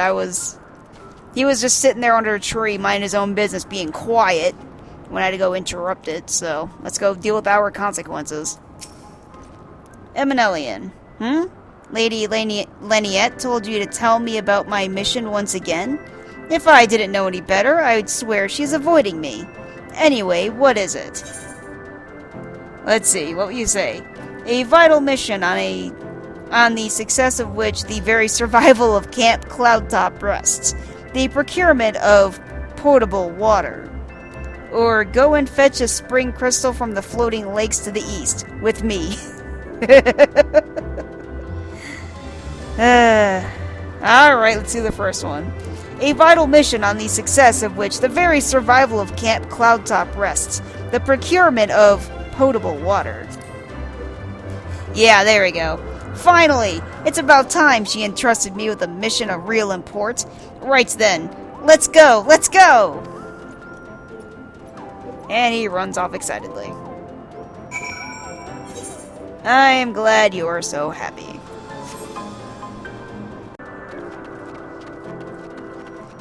Alright, let's go speak to Honoré. I had heard the minstrel's tales of these lakes, but I never honestly believed that they were real. Yeah, I was gonna say that, we don't have a really reliable source of water, but there's water right here. There's a lake right there. They can't drink that water? Or are they worried about drinking it dry? Because, that'd be a valid concern, yeah. Alright, let's speak to Eminelian. So this is the Vorcian Siren of legend.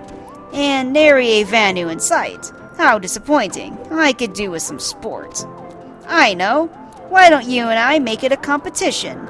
Whoever finds the superior specimen wins. Honoré shall judge our entries on size, purity, and, say, aesthetic sensibilities.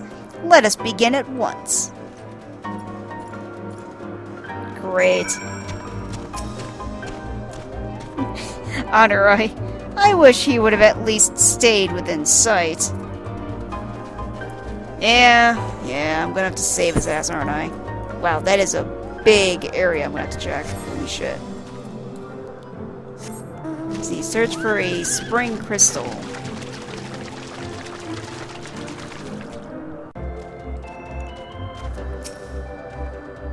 Honoré, I'm back.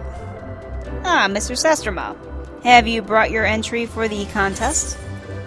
I did. Spring crystal. A crystal so aspected to water that it feels wet to the touch. Oops. Let's get back. My understanding of such things is limited, but can this truly be used to draw moisture from air like water from a pump? Fascinating. Let's get my clown shoes, see what they look like. They look like clown shoes. Awesome. I'm still wondering if I accidentally did get the shirt. Maybe the shirt came before the hat, and I was like, fuck it. That might have been what happened. Oh, no. A series of unfortunate events. Oh, crap. Honoré. Lord Eminelian has been gone for an awfully long time. Did you perchance see him while you were searching for your crystal? No. Even he must realize the dangers of wandering too far in such a place. Mayhap I am worrying about nothing, but I must ask that you assist me in looking for him, Mr. Sastrama. We shall find him more quickly if we split up. Pray search the southeastern area of Vorsian Siran as swiftly as you are able, and rendezvous with me in the north. Farewell, and good luck. I'm a little surprised you let him out of your sight in a place like this that has, you know, level 50 monsters everywhere. He's probably got his dumbass in trouble. If he dies, though, that probably isn't going to bode well for us. That would not be good at all. Better go save his dumbass. Because I am convinced he is in some kind of trouble because he has been unsupervised for, 20 minutes. So surely his life is at stake. Because he's an idiot. Alright, let's go find him. Yeah, this lake is massive, but maybe they don't want to drink out of the lake because of the, tons of monsters that are roaming the lake. What's that? Oh, it's a fate.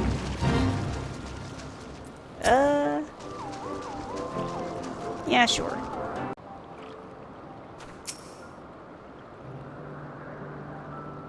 Let's see if he's over here.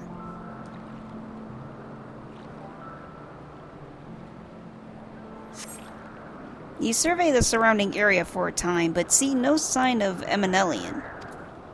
Oh, well, that's probably not good.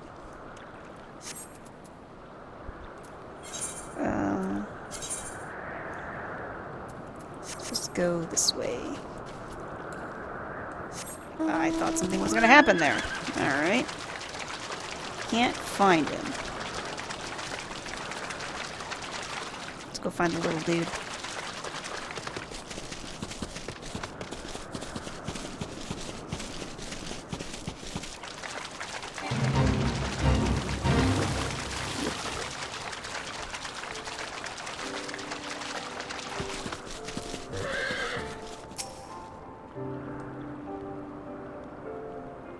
Anna Roy, you out here?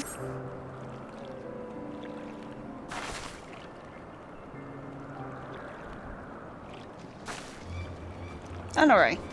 Mr. Sastrama, Lord Eminelian has been taken by the Vanu. Really? They had my lord surrounded. A whole gang of them. Please, you must come quickly. I knew it. I knew it. Been gone for 20 fucking minutes and he gets caught.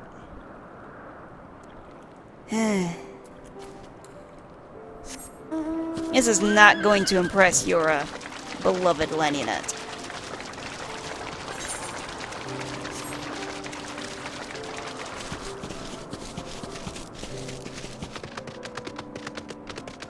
Should have stayed underneath the thistle. Being a lazy piece of shit. That was gonna be a single player. Yep, here we go. Single player thing. Let's see.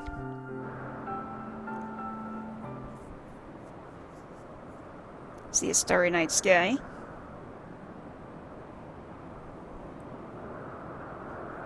Look down at us with Honoroi hiding behind a bush.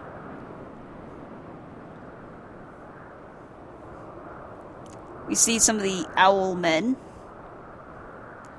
The Vanu must have taken him to that village, mayhap to present to their chieftain.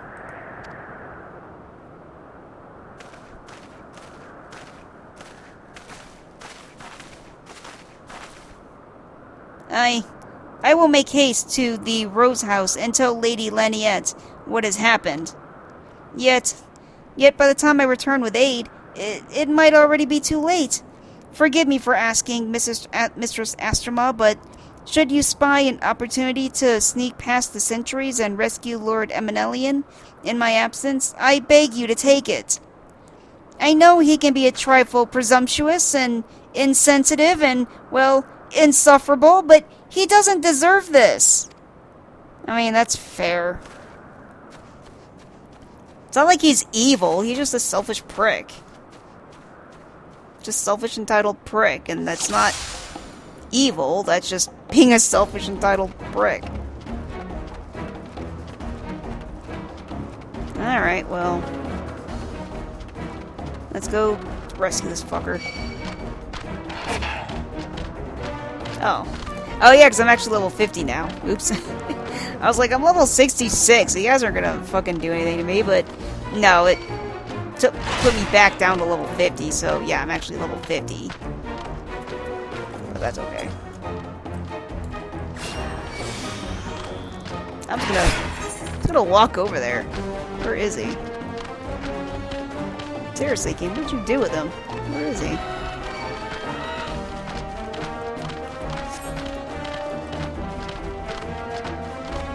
It says I'm supposed to rescue him, but I don't even know where he is. And as far as I can tell, it's not even telling me where he's at.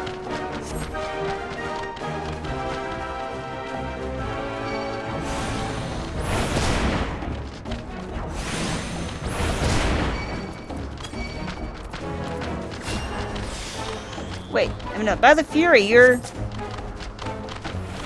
By the Fury, you're not gonna eat me, are you? That's not what you do to prisoners, is it? Suicune, I'm over here! Netherlings, come to free prisoners, send word like thunder, and cast them into Cloud Set, or whatever. Where are you? I don't freaking see you. This is gonna hurt. Oh no, I may have attracted too many of them. Okay, so I see the cheat. Alright, fuck it. Let's just...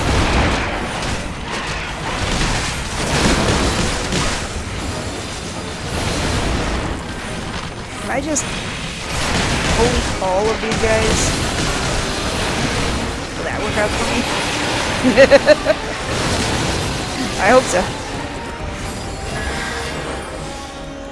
Apparently it did. Awesome. Okay. So I killed all those dudes.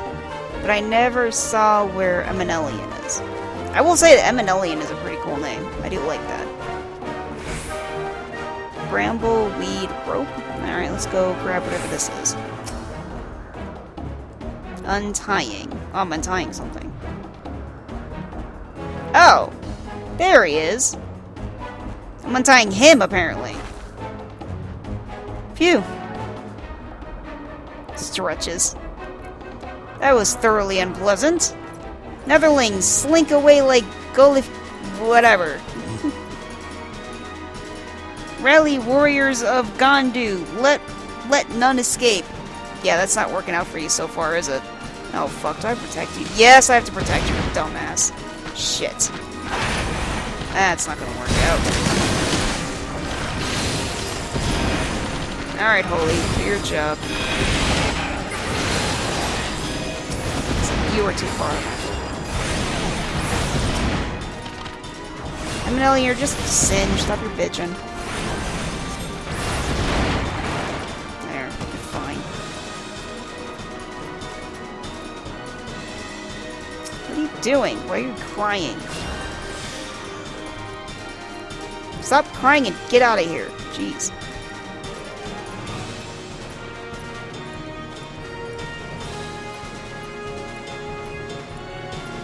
Because every freaking outland here for you.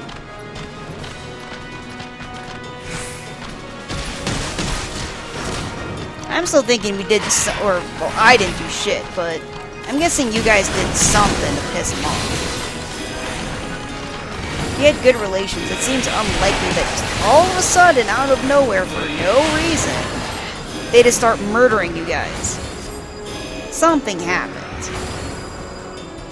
Whether someone said some cultural thing happened or something. Ketchafant, is that you? Thank heavens, get us out of here! Keep an Eminelian safe, Suicune, and we'll hold them off. No, you're not. I'm holding them off.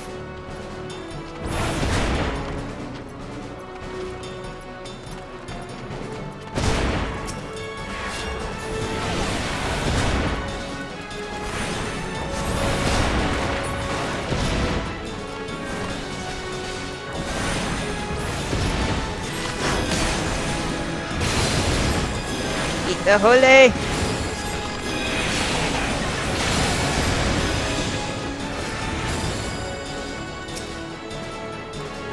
Told you, Eminelian, stop crying. You're fine.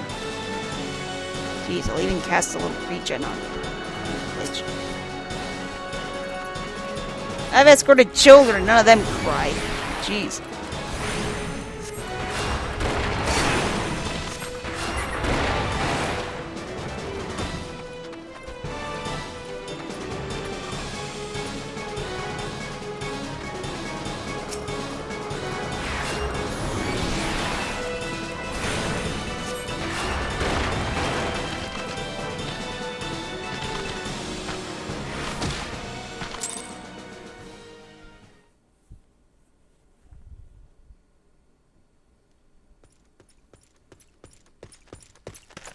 Elliot, stop crying.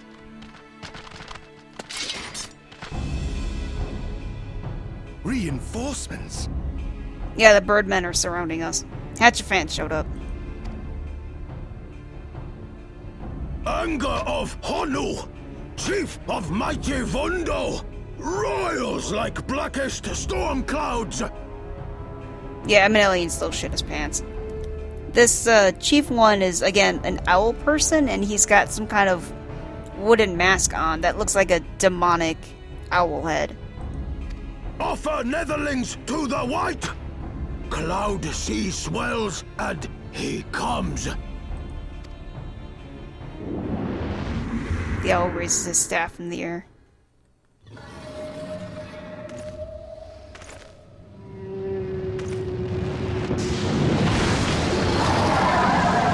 What is that? It's like a giant fish. Swimming through the air. Oh, it's a fish with wings.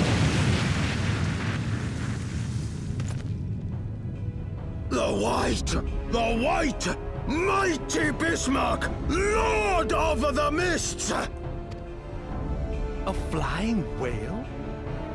By the Fury, it's a primal. Eminelian still shut his pants and ran off. We must away. I nod. And then book it.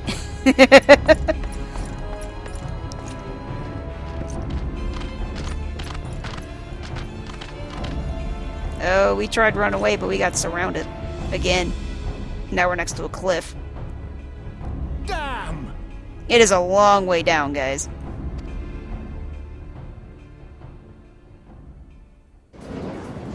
Look to the sky and... oh, look! Bloody typical. Alright, we're going in. Hi, Sid. Yeah, I'm in trouble again. Aye, aye, Chief. That's Biggs and Wedge.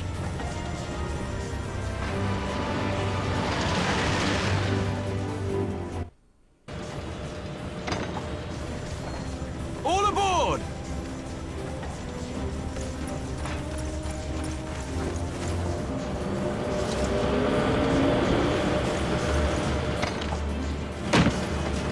Hatchfant decides he wants to join us, finally.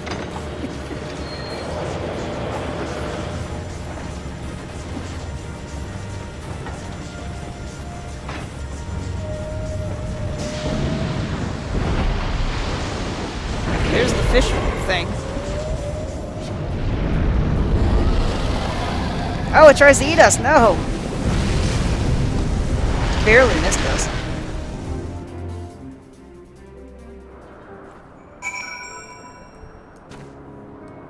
Let's talk to Eminelian. Actually, let's talk to, not Hatchafant. Where's, Honoroi? Let's see, Honoroi. Fine, let's talk to Eminelian. Frightened me? For a fleeting moment at most. Yeah, that's what I thought. I can smell the shit in your pants, dude. Come on now. Oh, Sid got a change of clothing. Basically, half his outfit is white, the other half is black. Sid, the gods only knows what might have happened had I not been around to save you. I know. Love you, Sid. No need for thanks, though. Did it anyway. It's not as if you haven't done the same for us on a few previous occasions. Alright, more than a few. I smile and nod. Love you. 'Twas but blind chance that brought us together at this time, in case you were wondering. The Holy See, remember C is S-E-E, has petitioned the Ironworks for assistance with this creation of theirs, the Protector. Apparently, they just can't seem to get her flying. Anyway, I came to Camp Cloudtop to cast an eye over the ship, only to learn that you had arrived some few days before, with an Ishgardian lordling in tow. Small world, I thought. Just as I said, lordling's manservant skittered into view, babbling about his master having been captured, and you risking all to rescue him, and the rest, as they say, is history. Right, well, I hate to cut this short, our reunion, but I am here on business after all, and the boys are already hard at work. Don't worry, old friend, we'll speak again soon, I promise. Gives me a little wave, and then runs off. That could have gone worse.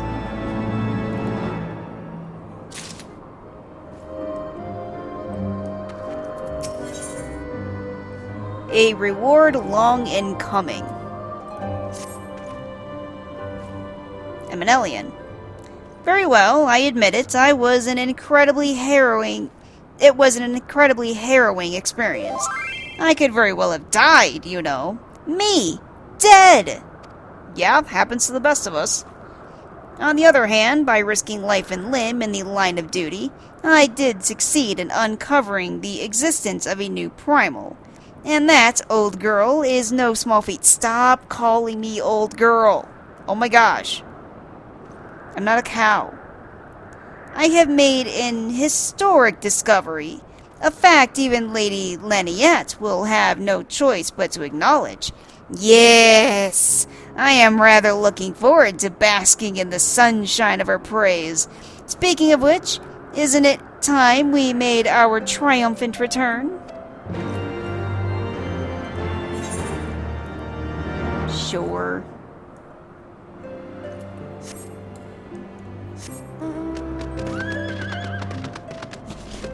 I want to speak to Honorroy and see what that poor dude's got to say. Yeah, now that I think about it, I wonder if he's Elfenod's race, which I don't even know what Elfenod is. Can I? Well, I don't think I can jump down there. How do I get down there? Or I can jump.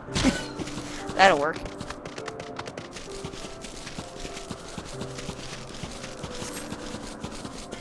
Yeah, it was basically just like a giant white fish covered in feathers and had bird wings.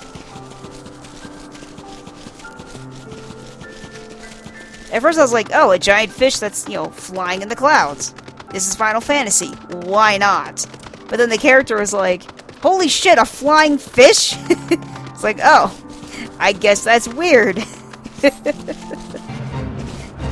It must be a primal. Oh. Alright, good to know.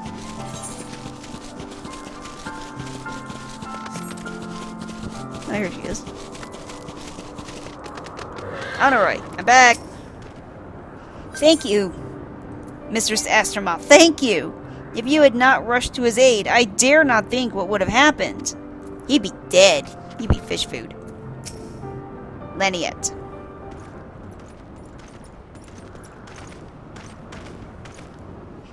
Honorroy cheers.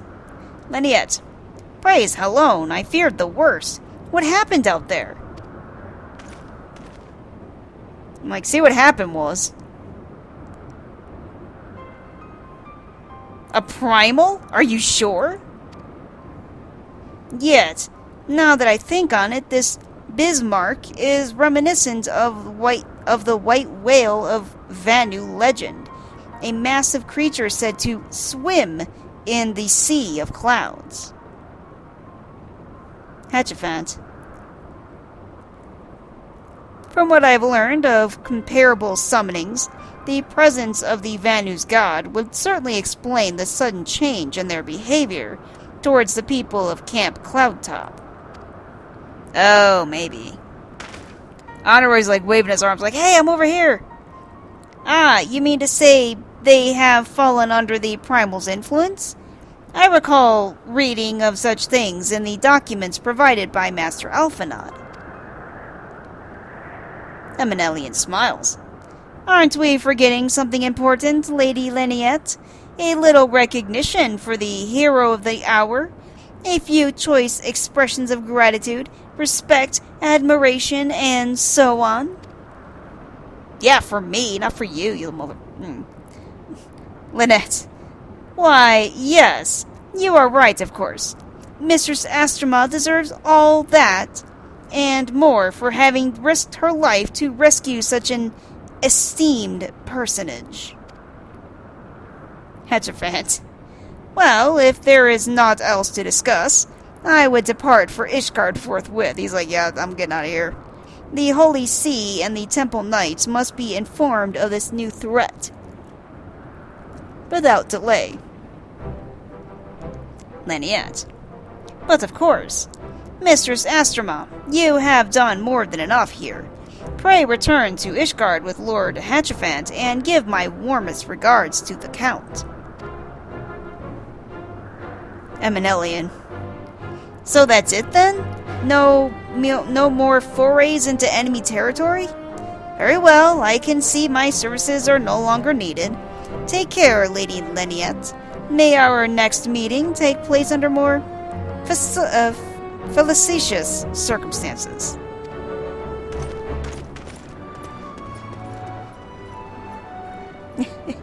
They just shrug. They're like, oh, lordy. Hatchafant. All's well that ends well, eh? To the airship landing, then. We can speak on the journey home.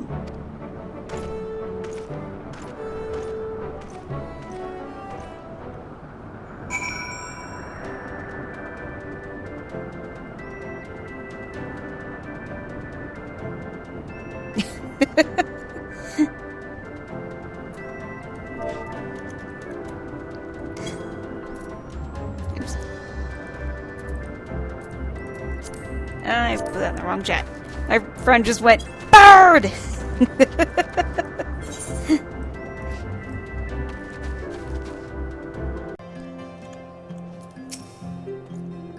Hatchafant. I confess, I have always been rather fond of airship travel. The chill of the wind upon your face, the warmth of the blood pumping in your veins from the excitement. I find the whole experience indescribably invigorating. Or mayhap it is simply the joy of having cheated death yet again. In any event, I must make for the congregation and inform Sir Merrick of all that has occurred. Eminelian should have returned to the manor by now. Why not go and see if he has recovered from his ordeal? Maybe he's got a new pair of pants on.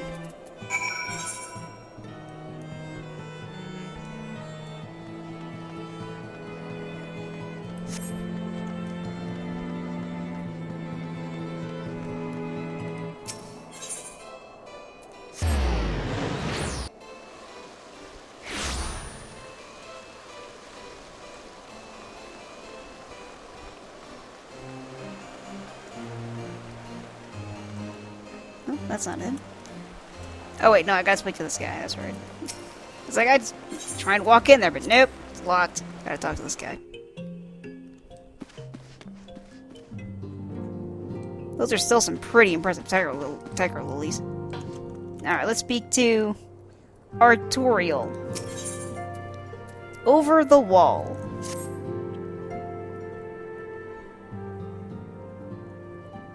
Artorial. Let us begin anew, Mistress Astrama.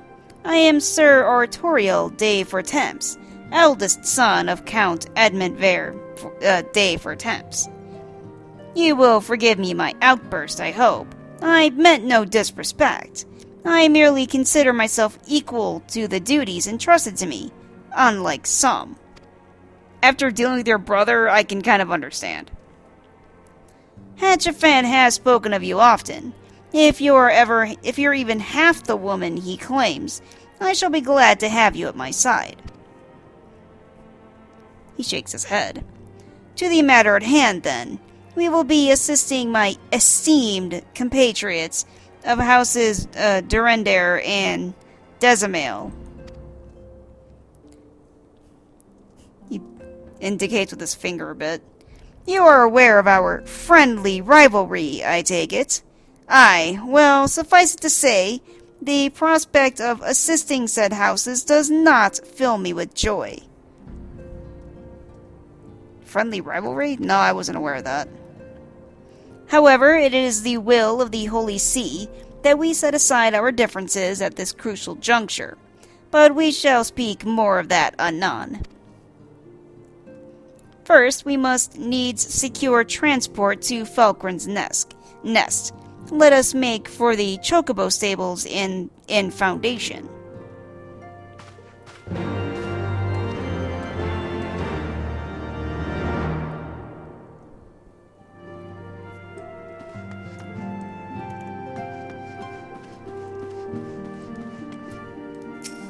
I'm an alien. It suddenly zoomed in on his face.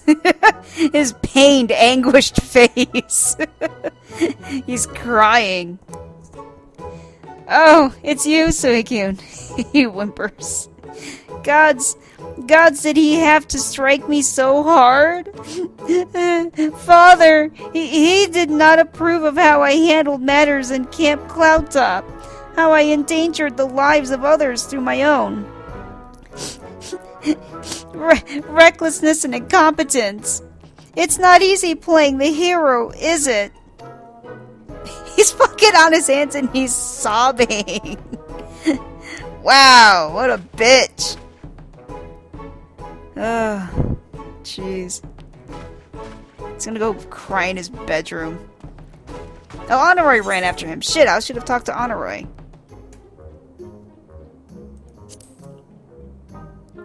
Oh well. I didn't realize Honoroi was gonna go away. I like Honoroi. Can I find him? No, I can't. Damn it! I should have talked to him. Oh well.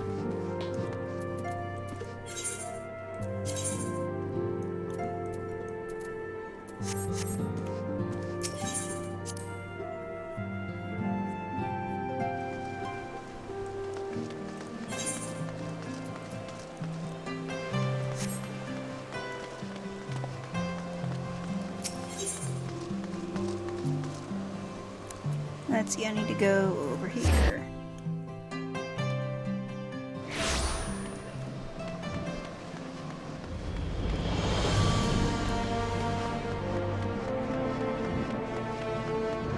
Chocobo Keep. Let's speak to Artorio first. I've secured Chocobo porters for the two of us. The Chocobo Keep has yours. Chocobo Keep. Greetings, Mistress Astroma. I've settled a black chocobo for your journey to the Western Highlands, as per Lord Arturiel's instructions. Will this be your first time riding a black chocobo, may I ask? If so, you're in for a treat. As I dare say you know, this particular breed can fly. Given the right conditions, they can carry you quite high, too.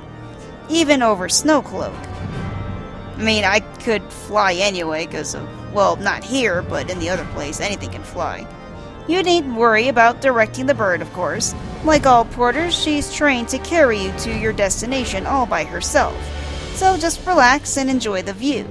Oh, but be sure not to relax your grip, will you? 2 hands on the reins at all times, if you please. Travel to Falcon's Nest? Sure. I mean, chocobos do come in different colors. The most common is yellow. But they basically come in all colors of the rainbow. Like green, black, pink, white. We got blue ones.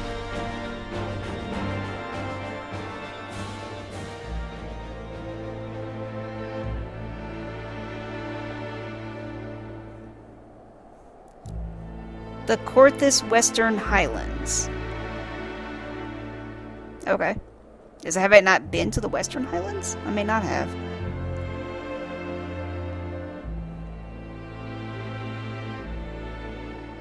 To the frozen wastes of the Western Highlands, once verdant tracts made pallid by the calamity.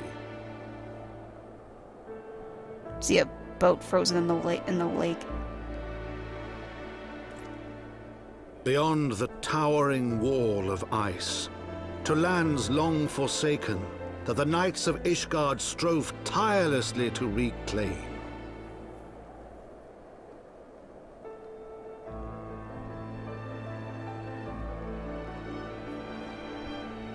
To the hamlet of Falcon's Nest, once abandoned, now freed of its pall of snow and ash, she came.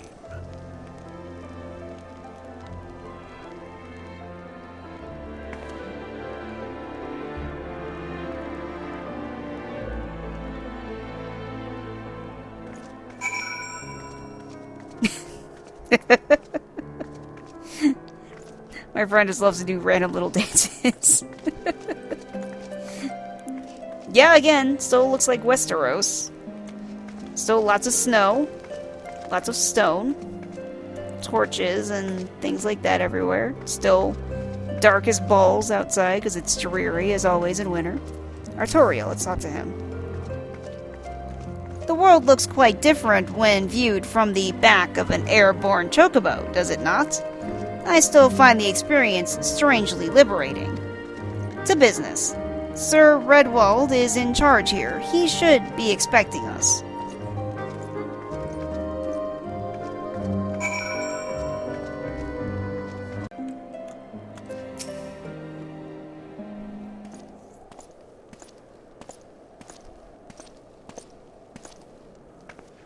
Redwald. Redwald just kind of looks like your typical dude in chainmail with short black hair, a little goatee, and a little mustache. Yeah, black hair, I think. Redwald. It has been far, far too long, Lord Artoriel. And who might your companion be? Artoriel. Pray forgive us our lateness, Sir Redwald. I present to you Suikun Astrama, Ward of House for Temps. Redwald. Ah, yes, of course. Lord Drillamon spoke of you. I, Sir Redwald of House Durendare, do bid you welcome to Falcon's Nest. Artoriel. We are both eager to contribute to the settlement's restoration. How might we be of service? Redwald. Before we speak of that, would I be correct in assuming that Mistress Astrama is unfamiliar with our recent history? Then, with your permission, I shall recount the tale for her benefit. As you may know, Falcon's Nest was once a hamlet with a small garrison of knights and some few villagers, and then came the calamity. When it became clear that the snow would not stop falling, we had no choice but to order a complete withdrawal. The settlement and the entirety of the Western Highlands were to be abandoned. Artoriel. Abandoned to the heretics. Lady Ishgard and her kind have walked these lands with impunity ever since. Redwald nods. Aye, but no longer. The Holy See has commanded the reclamation of the Western Highlands and the expulsion of heretical elements. Falcon's Nest is key to accomplishing these objectives, but as you can see, rebuilding the hamlet will be no small undertaking. Our craftsmen require support and protection. Any assistance you can offer will be greatly appreciated. Artoriel nods. Artoriel. As promised, we of House for Temps are at your disposal. Sir Redwald, you need but tell us where to begin.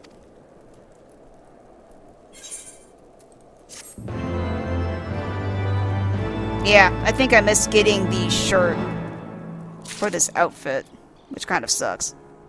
Because now I basically have an ugly hat, pants, and shoes, but no gloves or shirt. I wonder if I can find it on the market somewhere. Oh well. Work in progress. Redwell. Several craftsmen in service to House Dezamael are contributing to the restoration of Falcon's Nest. These men and women are quite skilled at building and repairing fortifications, but their progress has been hampered by a number of factors. Roth, their foreman, tells me he has need of a woman with your talents. Would you be so kind as to seek him out?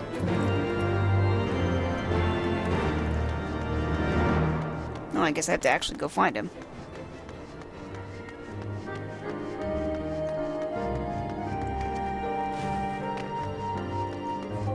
That's a big bird mount. It's pretty cool, though. I kind of want one. Where's this motherfucker?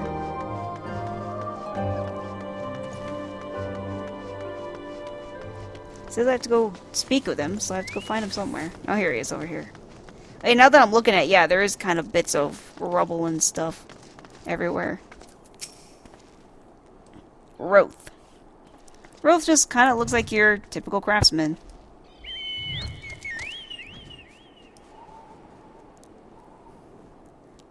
Yes, I'm Roth. And who might you be? I'm amazing. Ah, the promised help. Glad to have you aboard. I've the honor of overseeing the fine mess you've seen before you. Sent me over on one of them black birds, same as you, to build and mend and tell others how to build and mend. But fury take me, this ice. It's bloody unnatural how fast it forms. It's icicle sprites, I tell you. Mark my words. There's pockets of them here and there, just waiting for me to turn my back so they can sneak out and do their dirty work. So I need you to search the hamlet and put an end to it. If you stand watch long enough, you're sure to find them.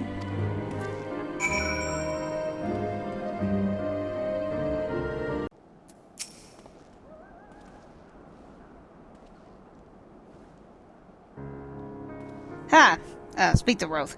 Ha! Now there's a woman who looks like she's found her marks. You're just the sort we need around here. The kind that'll hop to when she sees a task undone. Yup.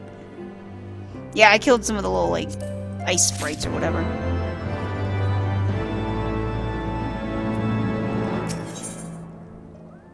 Oh, speaking of which, I was telling my friend, I was like, apparently I missed being a jester because I've got a hat and pants and shoes, but I probably missed getting a shirt. And here's the rainbow robe of healing. Let's see what this looks like. Oh, it actually looks pretty good. Yeah. I'm gonna get that. It's kind of ridiculous, but I also kind of like it. Yeah. I'm gonna get that, just because.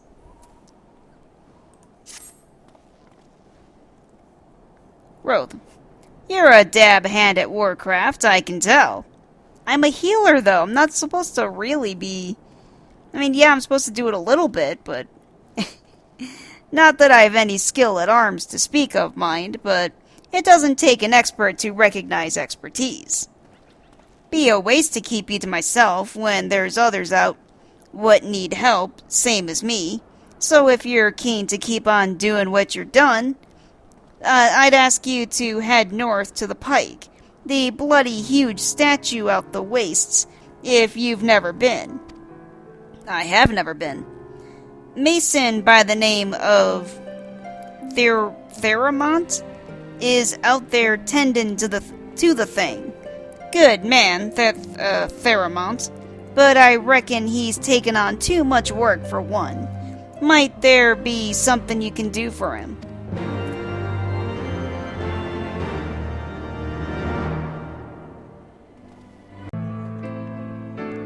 So in this new area, because we haven't been in this area before, it's very just stark and stony and covered in snow. It's pretty barren, actually. The sky is pretty cool, because it's got Aurora Borealis in the sky, which, if you don't know, is basically kind of like wavy green and blue lights in the sky. It's pretty spiffy. And then the guy mentioned some kind of like giant statue, and yeah, there's a big motherfucking statue right there.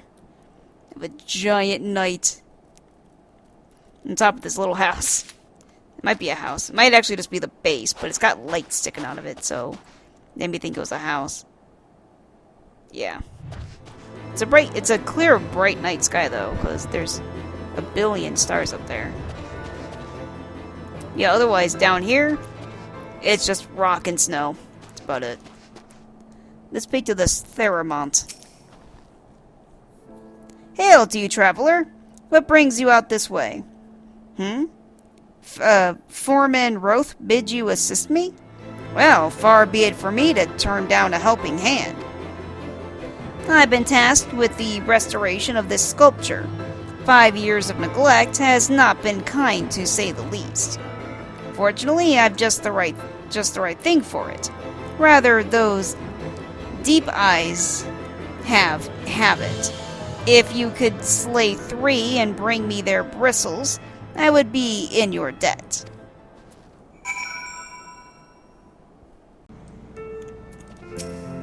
I am back. There you are. Have you the bristles? I do. Dark bristles. Thick, deep gray bristles sheared from a wild beast. Still got blood all over it and everything. Ah, feel how coarse that is? That's why they're perfect for scrubbing the soot from this statue. Beautiful, is it not? The spitting image of Heldrath, the first of the Azure Dragoons, and one of Ishgard's founding fathers. A symbol of everything the Dravanians despise, which is why they've taken to searing it with dragon fire every time they pass by. But no longer will we suffer this desecration of our nation's hero.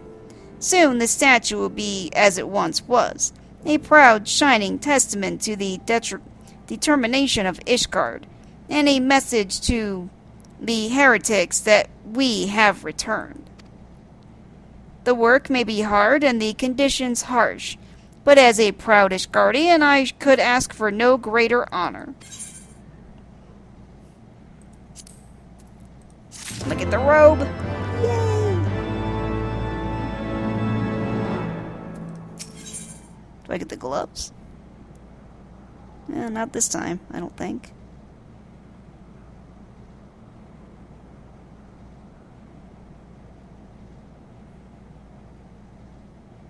Yeah, not this time. From on high. Are you for Falcon's Nest? If so, I have a favor to ask. There's this knight, Sir Usador, stationed at the anvil to the west of here. She's always treated me with kindness and respect, more than I deserved, to be honest. Any road, while you were away, she came through on patrol, and I think she might have left a package behind. It's a bit of a detour, but would you mind returning it to her? My thanks to you, friend.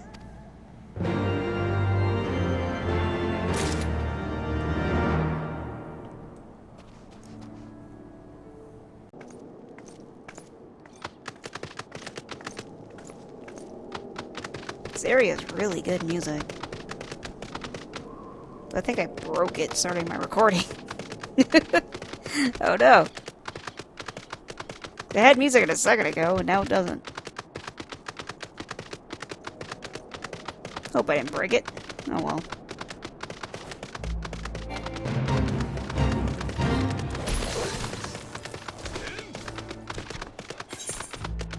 It was that almost kind of depressing kind of winter music, which is good for this area.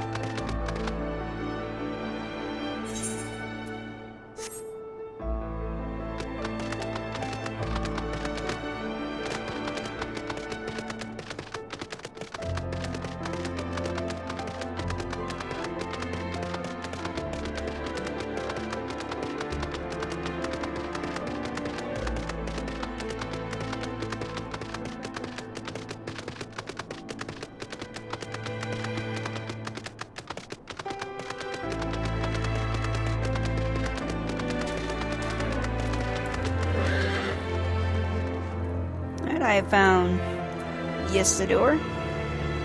Sayudor. What's that? A package? I haven't the foggiest what you're talking about. An ice-crusted bundle. A once hot package unintentionally left by Usador to cool in the frigid highland winds. Oops. Dang it, I clicked it again. You forgot this. Confound it, that fool of a... what a waste. What? It was a gift, adventurer. Theramont labors day and night without regard for his own well-being. At the very least, he ought to try to eat better. Why not simply give it to him? By the Fury, have you no sense of decorum? None. None whatsoever. A highborn knight cannot be seen favoring a lowborn nason in such a manner. Nevertheless, I appreciate your concern, as well as your willingness to assist Theramont. May your journey back to Felcrin's Nest be safe as well, safe and swift. Pray give my regards to Sir Redwald. Let's fucking ask him out, dude. Jeez. I mean, I don't know if you like him like that, but fucking give it to him. Come on now. That's why I have so many problems at work. I don't give a shit about politics.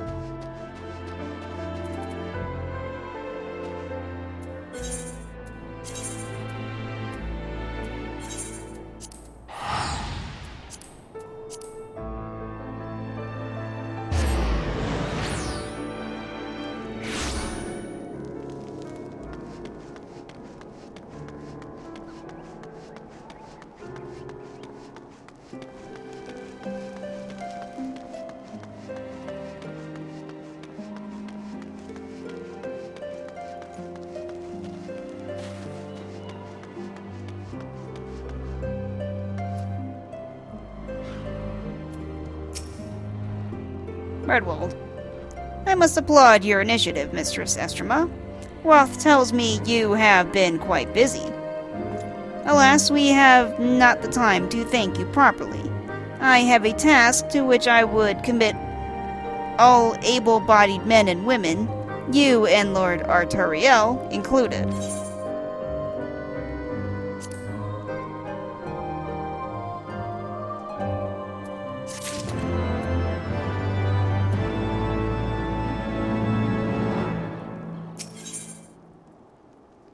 Oh yeah, get the gloves too. Nice. Reconnaissance lost. Uh-oh. Calm as ever, even when you must surely sense the gravity of the situation.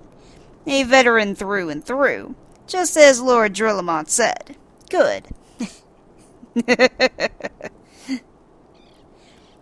We have lost contact with a reconnaissance party sent north to Riversmeet in search of the heretics' hideaway. Whether they were attacked or met with some other misfortune, we know not. But regardless of the cause, we must act quickly, for this is a harsh, unforgiving land, which can claim, and has claimed, the lives of many men. To ensure we find our missing knights as quickly as possible, I have assigned each party a different area to search. You and Lord Arturiel will be working together. Seek him out when you are ready to depart, and good luck.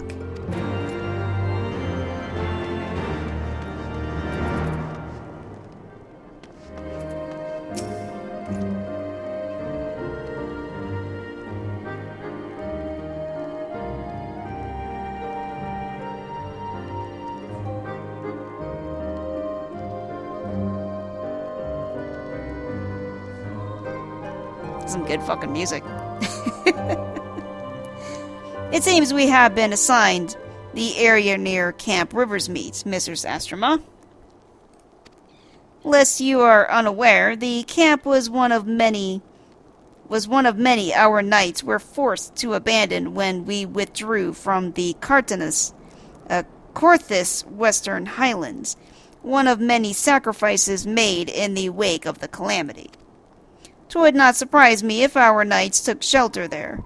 There is but one way to find out, though. Let us be off.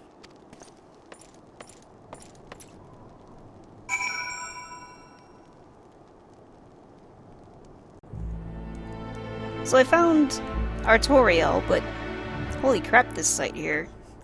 So we're basically kind of standing on a cliff, and below us is Camp River's Meet. Got some little blue tents, and what I would think was either what used to be maybe a large campfire or aetherite. I have no idea what that. There's like a little ring of rocks and something in the middle of it. I'm not sure what it is. But you've got just rocks, you know, jutting out from the earth. And, you know, covered in snow. There's mountains in the distance. And to our left a little bit is another cliff. And on the cliff looks like a frozen dragon head. And behind it is like a giant spiky spinal cord with, I think, maybe a couple of rib bones, and what looks like it's hanging over the side of the mountain to its right is, I think, a dragon tail. So the skeletal remains of a dragon seems to be over there. I wonder if I can get my friend to take me there. It's pretty cool looking. Speak to the Artoriel. There, below us, Camp Rivers meets, or what remains of it. I see no way to descend the cliffs safely from here. Should we fall, the beasts below would make short work of us. Come, now know a path to the riverbed below, east of the Black Iron Bridge. Yeah, because we're not allowed to fly here. Though my friend is.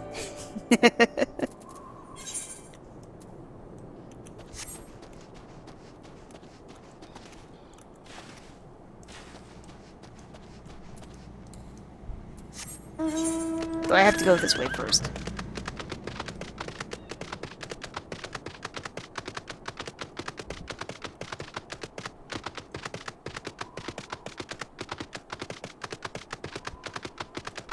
Here? Where does this dude want me to go? Oh, to the side of the bridge. Okay. If the reconnaissance party came this way, I see no signs of it. Still, it is possible that recent storms have obscured their trail, or that they took an alternate route to Camp Riversmeet. Until we investigate the camp itself, we cannot be certain. We must press on. He just walks off.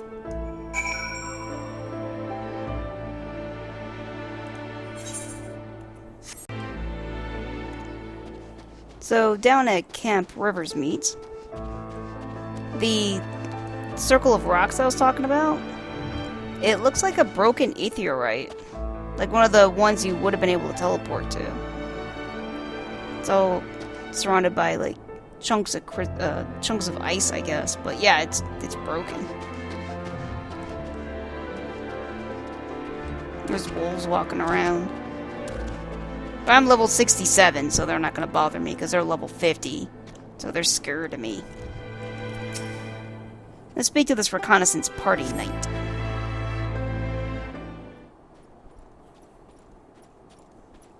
Hey, you okay, bro? Artoriel walks up.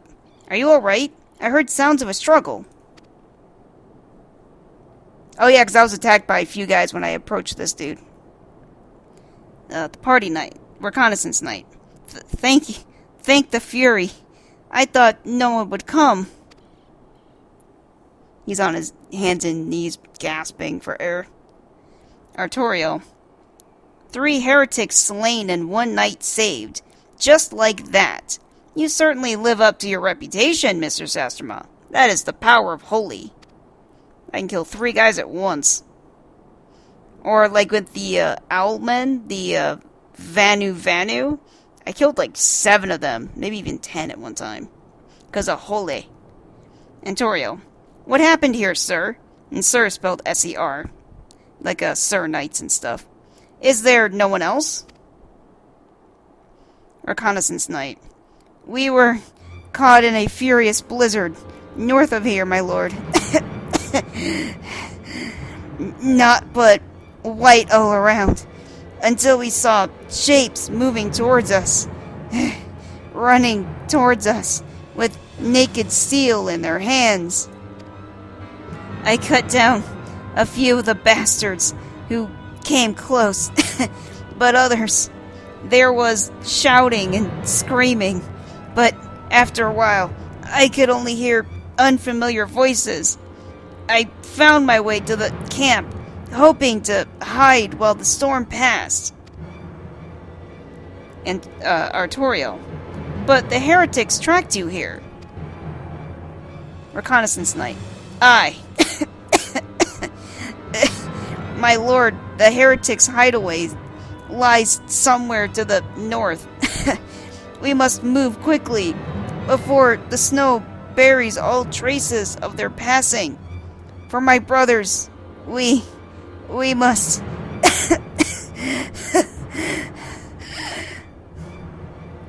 Artorial. Have faith, sir. Justice will be done. But first, we must see you to safety. Yeah, I got my gloves. Now I have a full jester outfit. Kinda like it, though.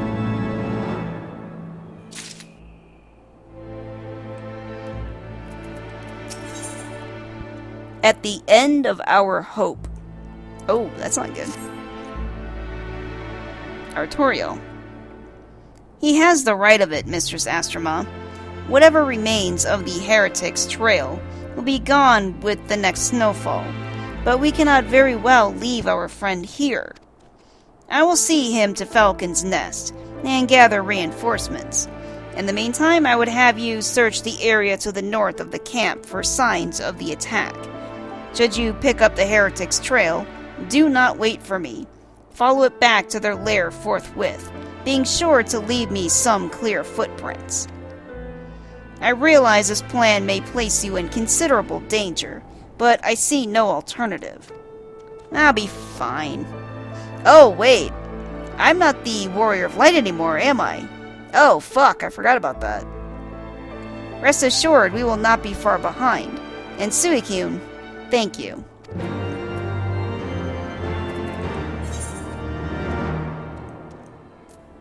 I mean, the game's not... Oh, do these guys not like me? Oh. Cane weaving... waving heretic. Oh, I'm guessing these guys are...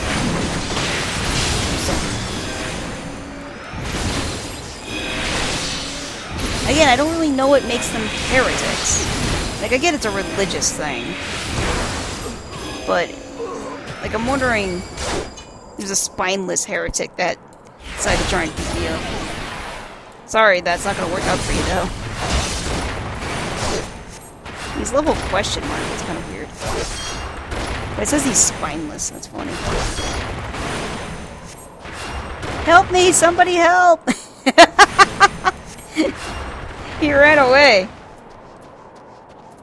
Come here, you little fucker. Get back here. Just stay away from me!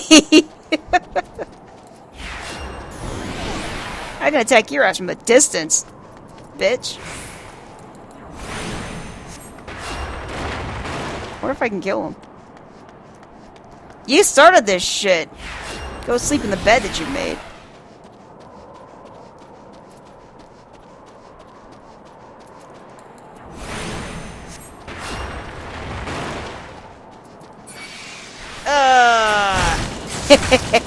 I killed him. That's what you get for starting shit with me.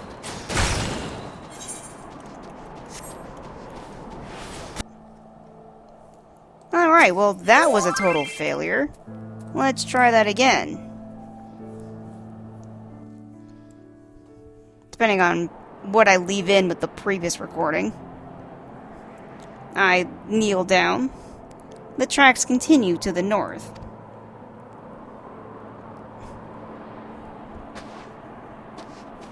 And I run off to follow the tracks. I don't know how much I'll keep from the previous recording, because this part is so boring. But basically what happened was I was following these suspicious footprints, and I, came across some guys that wanted to kill me. And then there was a spineless dude. And the spineless dude started some shit with me. And then when I heard him, he was like, oh shit, she's strong. And then he ran off. And because he started shit with me, I chased after him and killed him. And then I was lost for the next, 25 minutes in this instance, because you get half an hour to complete this instance. I was lost the entire time. I actually ran out the clock trying to find where the fuck I was supposed to go. Because the map doesn't tell me where I'm supposed to go at all. Like, I'm finding suspicious footprints and stuff. It doesn't tell me to find these suspicious footprints. It just kind of shows them as I'm walking along. And now some heretics showed up, so I'm gonna go kill them motherfuckers. With the power of Holy. And he's dead. Now here's the spineless heretic. So he's gonna go stab me a couple of times. So I'm gonna go kick his ass. Then he's gonna realize I'm stronger than him. Help! Somebody help! And now he ran off. Oh, I didn't see this message. Just follow the fleeing heretic. I didn't see that. Just stay away from me! Hopefully my spell doesn't kill him, because that would suck, because I'd have to do this again. Alright, he's still alive. Can I heal him? No, I can't heal an enemy. I can only heal myself. Hopefully he doesn't die. Yeah, I didn't see the message that said follow the heretic. Because I was like, come back here. And I was killing him. And then I killed him. And then I was lost the rest of the time. So apparently I was supposed to follow this guy back to his base. Because he's an idiot. And showed me exactly where his people are. The game said you can complete a guide said you can complete this part without him, but it's highly recommended that you put aside your bloodlust for a second and just follow the dude. So we're at a dilapidated frozen house, which I actually did find this within the last 3.5 minutes of my last one. Oh, he went inside. Oh, I didn't know I can go inside. Fuck. Oh, where'd he go? Oh, he went down the stairs. I'm gonna go down the stairs, too. Hi! Oh, shit. You fool! You led them right to us! Yeah, he really did.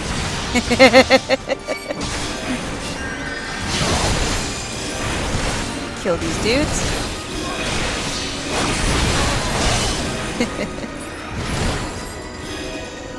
That's fine, I suppose. Yep, you get. Alright. Oh, there's the dude still alive. Fix that. No, I won't. Yep, you will. Let's look around this place. Is someone still here? Or did I just get hit by... Oh, I got hit with poison damage. Let's cure that. Yep. Alright, so I'm in the dilapidated house. Which I actually did find, like I said, within the last 3.5 minutes. But I didn't realize I can go inside. I didn't see the door. So we went, I guess, downstairs to the basement. And it's an open room. It's got a few pillars with, I think it's blue or white cloth. I can't really tell. Kind of hanging from the ceiling. Kind of decoratively, I guess. It's kind of like if you were to hang up drapes and then you put the drapes up. It's kind of like that. And there's some tables. There's candles, lit candles everywhere. There's a book, a pen, and a scroll. Some boxes of supplies. Here's an altar-looking thing. This is neat. It's got some candles. It's got kind of like a, I think it's a dragon statue with, I think, 2 dragons that are intertwined. And I think a glowing orb in the center of it. That's pretty spiffy. The table with some food. Alright.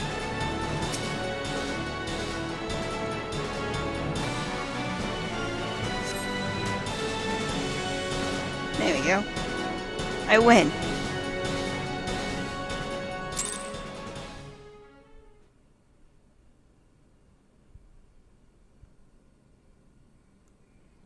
I'm looking around. Oh, who's that? Oh, wait. Ice Heart. I withdraw my staff. Looking for me, I presume. Yeah.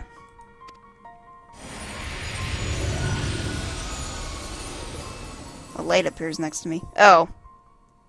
It's my buddy. The child who glimpsed the truth.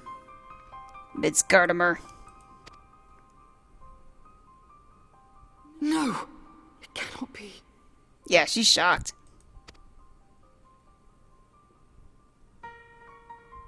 She cameth unto me, as didst thou.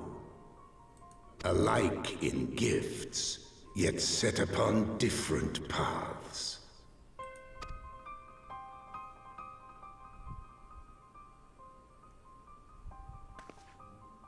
He speaks true, warrior of light. Like you, I have been blessed with the echo.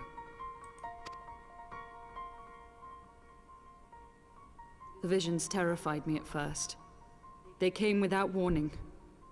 I wondered what I had done to deserve them. But I had no time to ponder such things, once the calamity came.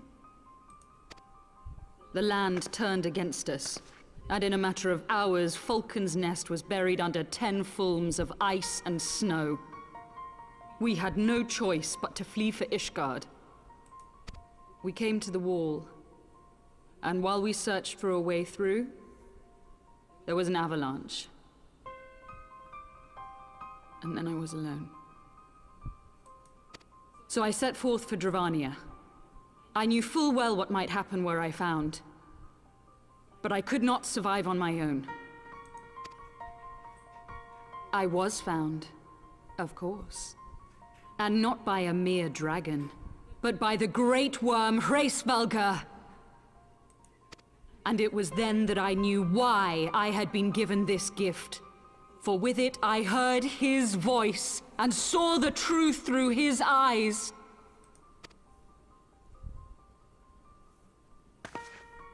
I was chosen to deliver this revelation to the people, to bring dragon and man together as they once were, and should ever be.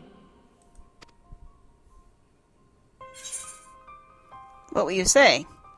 Killing civilians won't bring them together. Or what of the innocents who died when you attacked Foundation? Let's do killing civilians won't bring them together.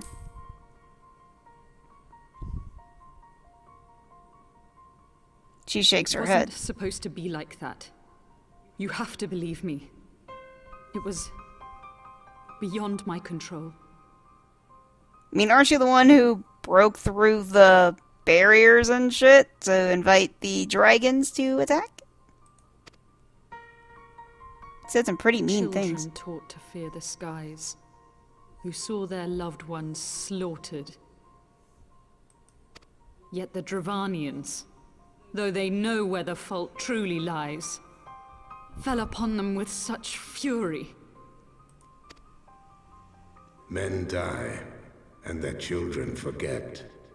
But we are everlasting. To us, then is as now. Thou canst not comprehend the violation, the outrage, the fury. I will make this right. I am neither a saint nor a savior, just another sinner. Yet I will not forsake this cause. I cannot. I will see this cycle broken and peace restored. We can do naught else for we are now as one.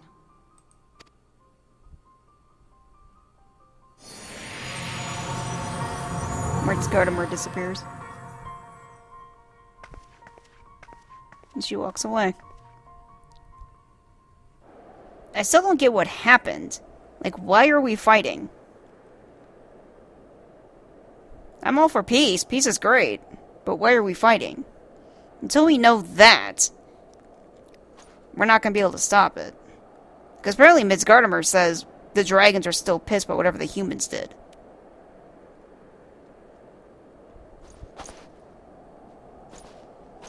I think that's Artoriel. We're back outside. Yep, Artoriel. Mr. Sastrama, praise Halone, you are alive. We came as swiftly as we could, but I see we are too late. See, what happened was, so they were lurking in the cellar of this farmhouse. 'Tis a pity Lady Iceheart escaped, but we must not let that detract from our accomplishments. We have them on the run. You have dealt our foes a telling blow this day, my friend, and I shall see that your efforts are recognized.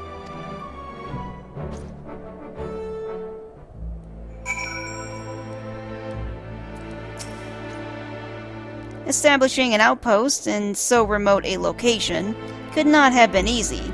Tenacious devils.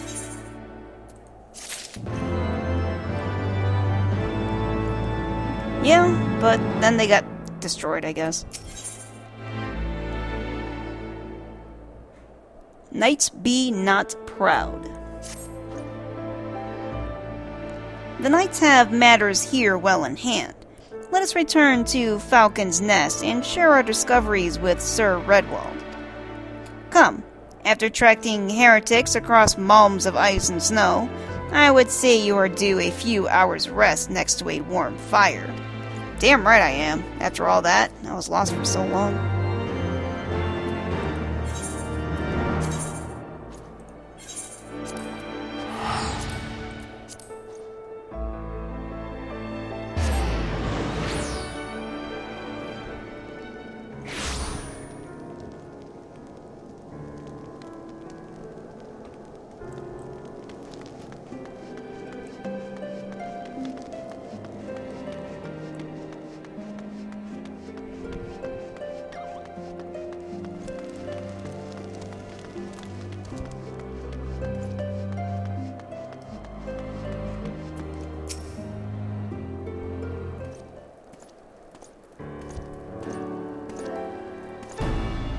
Redwald.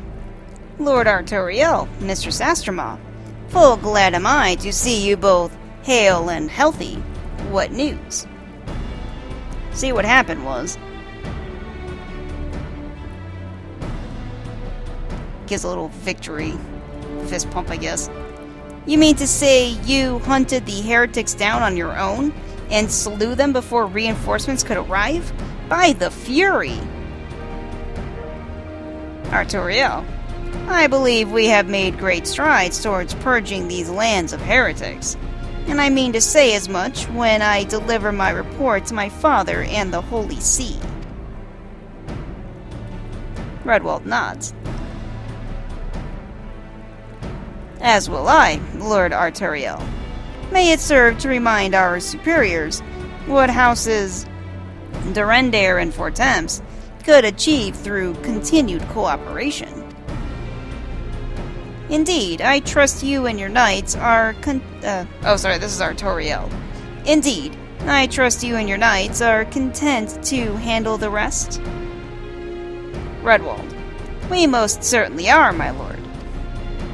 During your short time with us, you and Mistress Astrama have accomplished far more than I had thought possible.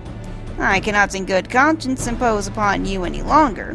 Pray return to Ishgard with my thanks. Artoriel nods. As you wish, Sir Redwald. We thank you for your hospitality. He gives a gentlemanly bow.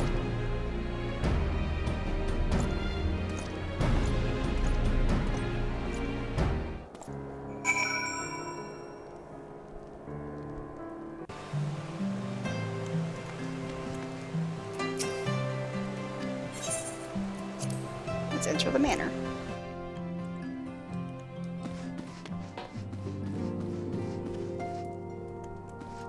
Oh, I wish I could have speak to Honoroi. Oh well. I kind of like Honoroi for some reason. I don't even know why. Artoriel. Mistress Astroma, I would speak plain. Please do.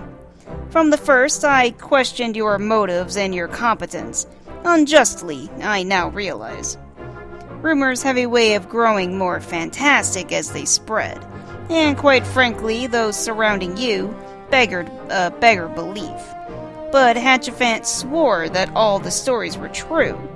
He championed your cause and begged Father to grant you patronage. And he duly listened, because for all his wisdom, he has never been able to say no to my dear half-brother, the legacy of my father's sole indiscretion. Mother hated him, of course. Even on her deathbed, she refused to acknowledge him, and to be honest, she was not alone in her feelings. Hatchafant's a bastard son. But that is not the worst of it. At Camp Riversmeet, when we came upon the wounded knight, I knew immediately that one of us would have to pursue the heretics alone. An onerous task fraught with danger. And there you were, the savior of Eorzea, and honored guest of House Fortemps, my new comrade in arms, Hatchafant's dear friend. I told myself it was to be a test, but part of me hoped that you would fail. Yet you accepted the task without a word of protest, or any words whatsoever, nor any sign of fear. And you duly tracked the enemy down, faced him alone, and lived to tell the tale. Plainly, Hatchafant had the right of it all along. That I doubted your strength bespeaks mine own weakness. But I will not doubt you again, Mistress Astroma. On that you have my word. And he gives me a very polite bow. A deep bow as well. Oh, thanks. I appreciate that.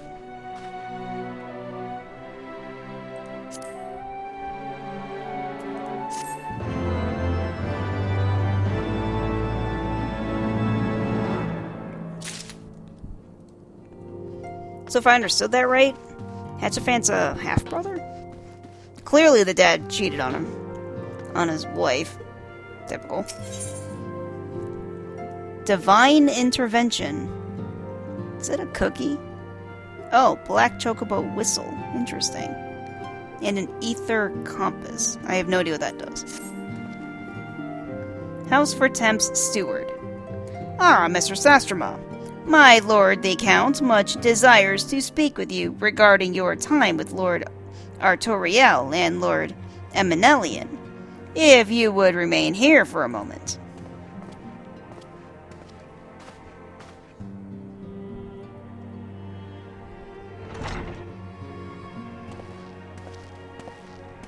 The hero returns. I cannot thank you enough for saving young Emanelane's life. Aye, he told me everything. Did he, though? That's Count Edmund de Fortemps. I've also received letters from both House Zamail and Durandare praising your conduct, and that of House Fortemps. You've won us much honor, my friend.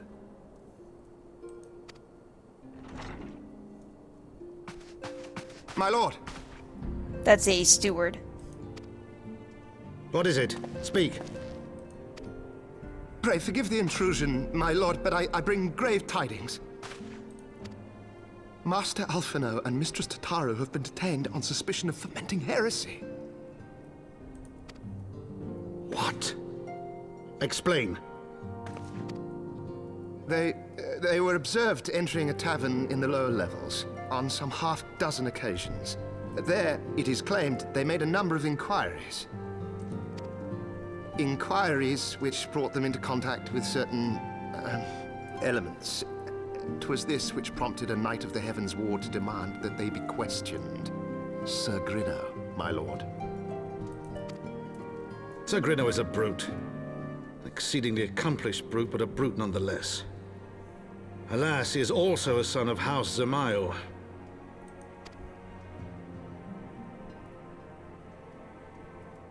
How quickly we forget the petty nature of men. I'd wager your friends are no more than pawns in another of my countrymen's games. Such is the way of things between the high houses.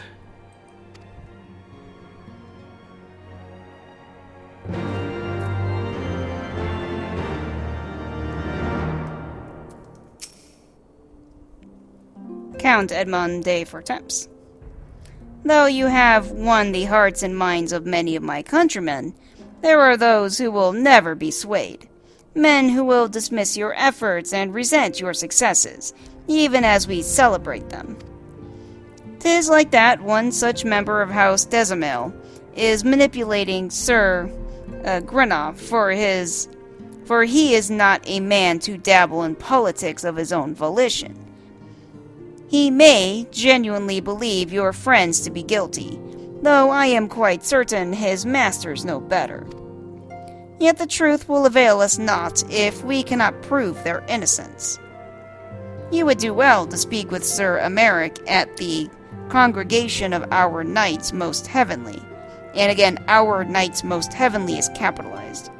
He will know more of these charges.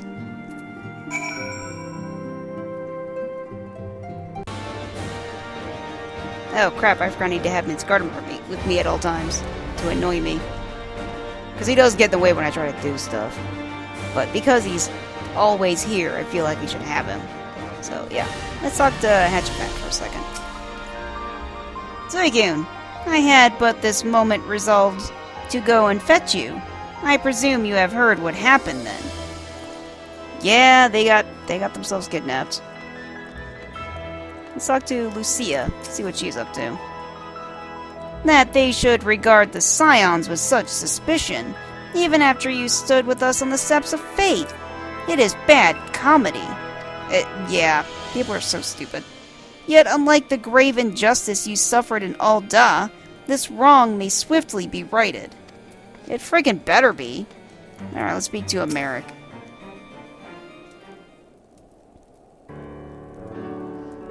Emeric. It has been too long, Suicune. Would that this visit come under happier circumstances. You are come to plead for Master Elfinod and Mistress Tataru, I take it. I nod. Hatchafant. Word of their, detainment reached us while I was delivering my report on the Vanu Primal. Truly, I know not what is the more ludicrous, these charges or that flying feathered whale? These charges, because crystals just grant wishes. So, yeah, the Primal's not... I mean, this is... Like I said, we've killed half a dozen of those things by now.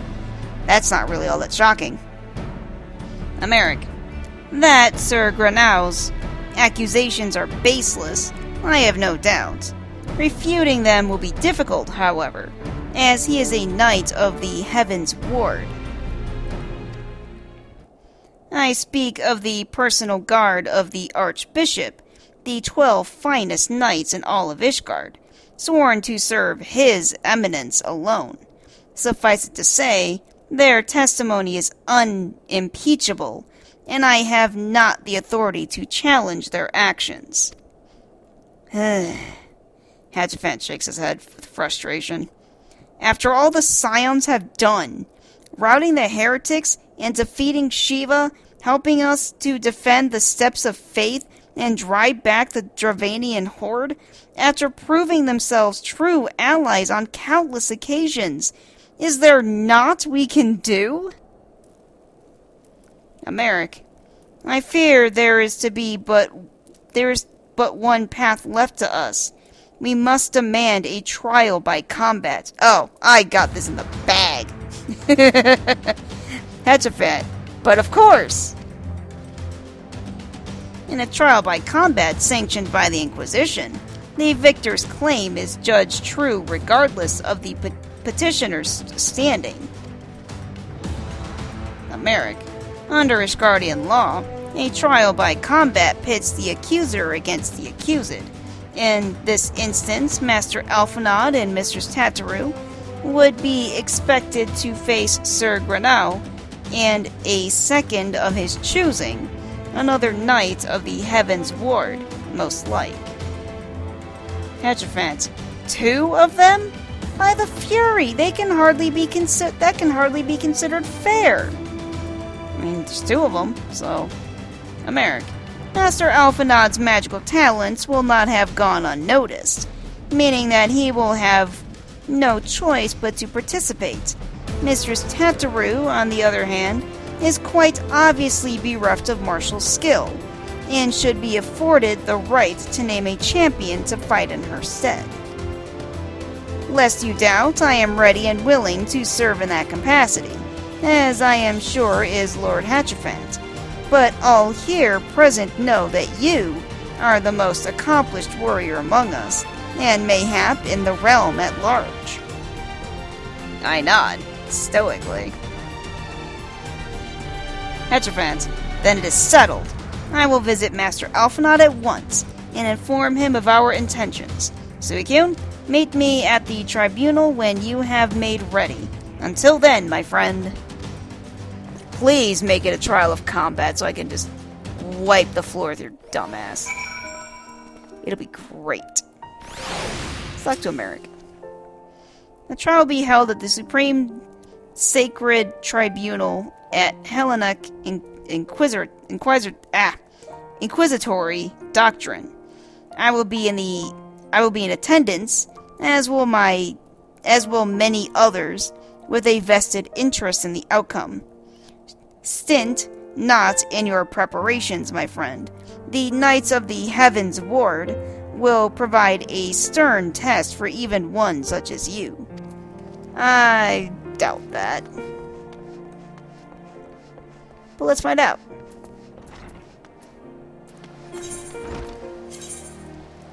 Divine intervention, my ass. It's not divine intervention when it's fucking politics. That's all it is. Alright, let's go to the tribunal.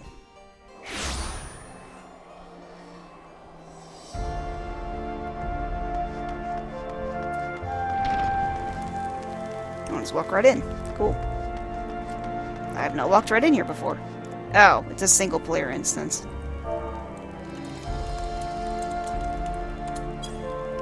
Gotta leave my party.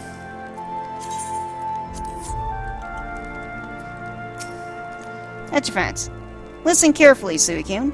When the trial begins, the petitioner will be asked to restate his charges, and the accused invited to respond. Then, in accordance with the law, they will be asked to restate their request for a trial by combat. Once the High Adjudicator acknowledges Mistress Tattaru's right to name a champion, that is when you must make your entrance. Oh, I cannot wait to see the look on Sir Grenau's face when he sees his true opponent. 'Twill be priceless.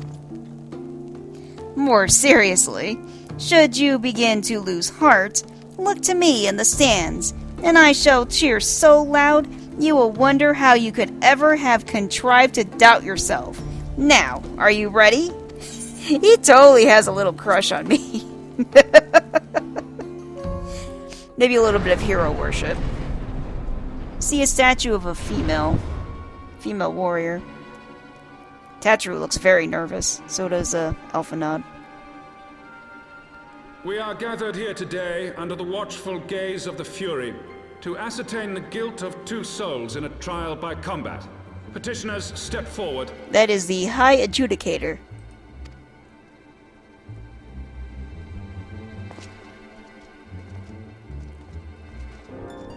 Sir Grenau, for the benefit of all here present, I would ask you to repeat the charges which you have leveled against this man and this woman. 2 men stepped forward. They're wearing primarily white knight's armor with blue accents.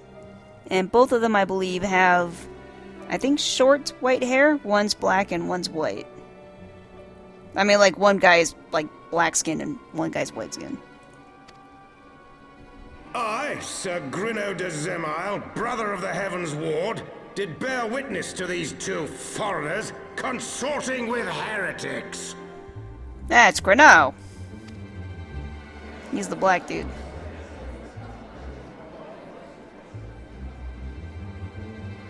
Let the accused step forward. Tatru and Alphanot look scared.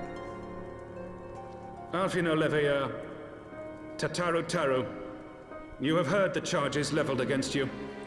Will you take up arms to refute Sir Grinno's claim, and thereby prove your innocence in the eyes of gods and men? I, Alfino Leveilleur, am innocent of this charge and claim my right to trial by combat. I, Tataru Taru, am innocent of this charge. But I am no warrior and cannot fight. So, I claim the right to name a champion.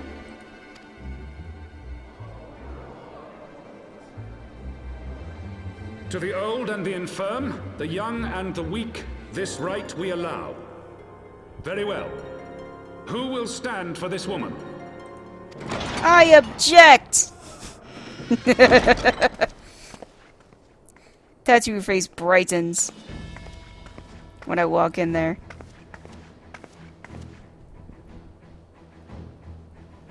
Just as I was beginning to doubt the efficacy of the Ishgardian justice system. Come, my friend.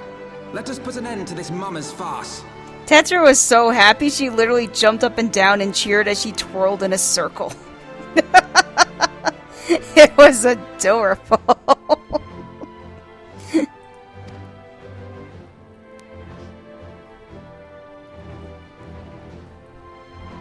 They look to the two other, I guess there's 4 other judges, and they all nod in agreement.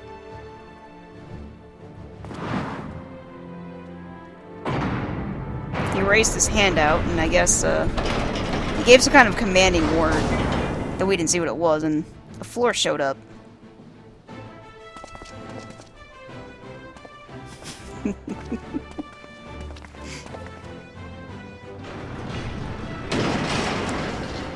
Aw, Tetsu's in a cage. That sucks. O Halone, render unto us your judgment. Raise up the righteous, and cast down the wicked. I think he's from SWTOR. Alphanot and I are gonna fight! Together. We're not gonna fight each other, but yeah, we're gonna fight the 2 knights. So right out of Alphanot, I got this covered, don't worry about it.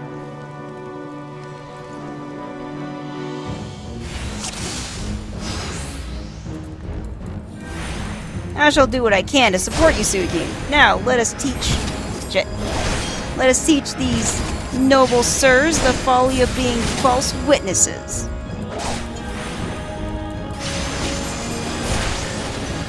I have my pride. You have your pride, huh?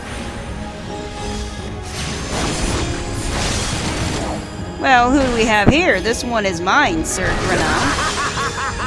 Go and play with the boy. Bloody waste of... Come on, then.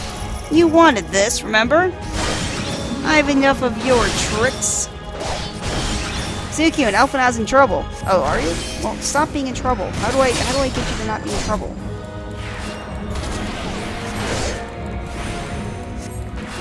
Let him go, you little motherfucker. How do I get him to let go? Oh, I can... Oh, there's a chain I can beat up. Okay, here we go. My thanks. You're welcome.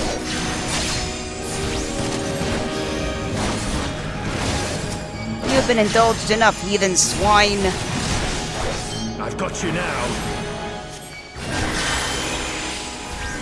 Down with you!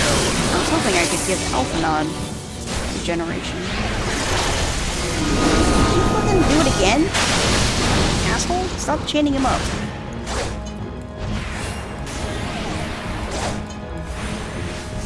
Here, maybe I can hold this thing away. Here. Can you and everyone else in this room die, besides Alphanod? Alphanod's not up. I'm still trying to figure out if his voice changed. I feel like it did. I liked his old voice. Assuming I'm not just being muffled by my headphones. It's the same voice, and I'm just talking on my ass. But I feel like his voice changed. Hell's take you! There, now that guy can't tie you up anymore, so let's go kick this dude's ass. Sir Holsterin Cold Fire. Cool. You're gonna die either way.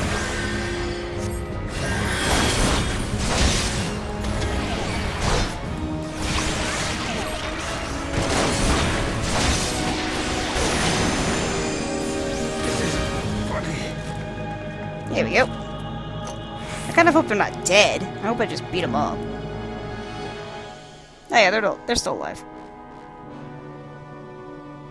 They're on their hands and knees gasping. Tetru's doing the cheering and twirling at the same time thing. It's great. Tetru, I mean, we won! High Adjudicator. The Fury has spoken.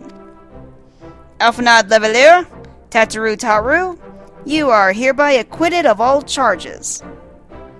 Blessed are we who receive her wisdom and see justice wrought by her divine hand.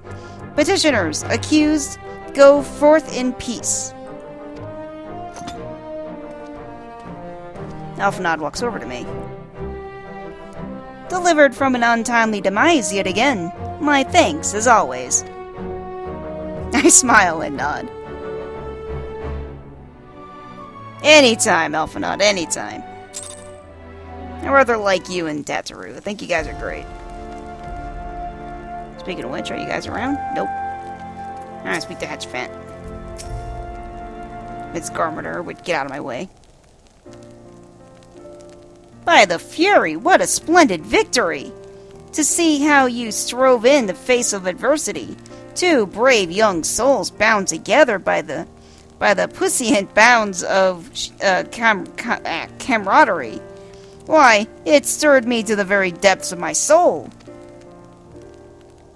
Having been treated to such a rousing spectacle, it seems only right that I present you with a humble token of mine admiration.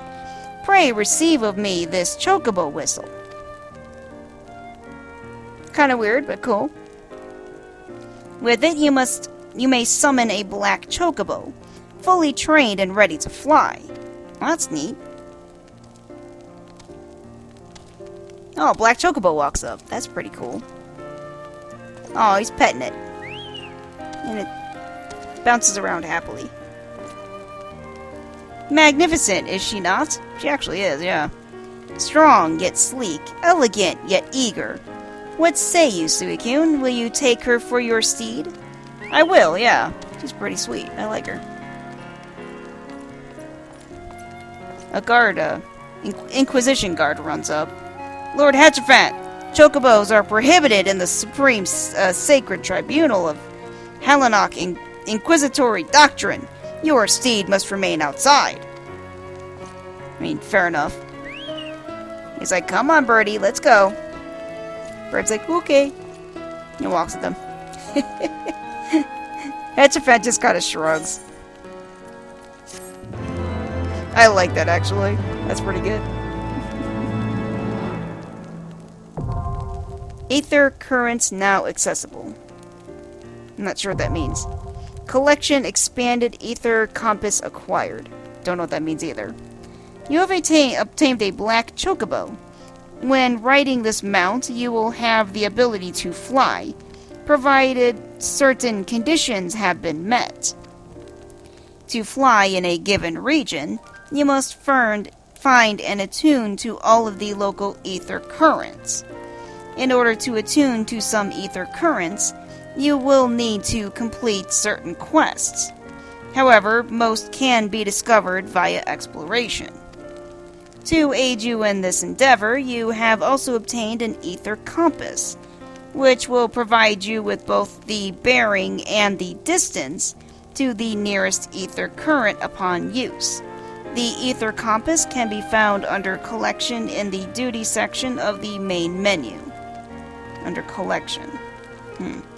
To review your progress, select Travel from the main menu, followed by Ether Currents. Oh, weird.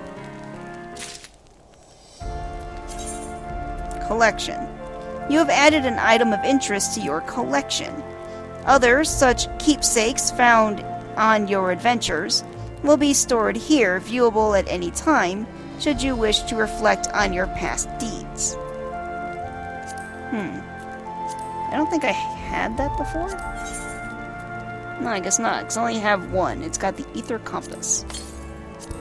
The compass does not detect nearby currents. Okay.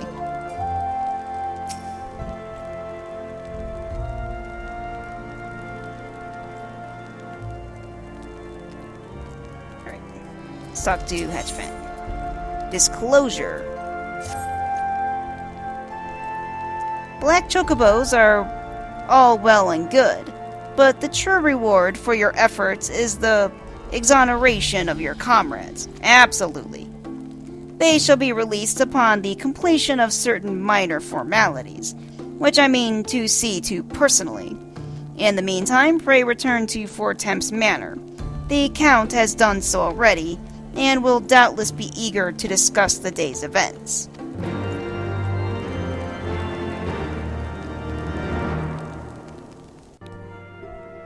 I'm back in the manor, and here's Honorary. Let's go talk to Honorary. It brings me joy to see you in good health, Mistress Astroma. Thank you. I'll speak to, Eminelian. Are you trying to become the talk of the city? Because if you are, you're doing an admirable job of it. I am, aren't I? Didn't really mean to, but, kinda happened. Artoriel. I was not present at the trial, but my father told me of your performance. He said you were a wonder to behold. Yep, I was. Alright, let's speak to, the Count. Count Edmond de Fortemps. Hello and smiles on us yet again, Mistress Astroma, guiding you to victory and setting your comrades free. Artoriel. I confess I did fear for your safety, which is not to say I doubted your prowess, you understand. I merely knew the strength of your opponents. You do have a habit of exceeding my expectations. Eminelian. Besting two of Heavensward, while the city's elite looked on? By the Fury! Anyone who hasn't been paying attention to you will surely do so from now on.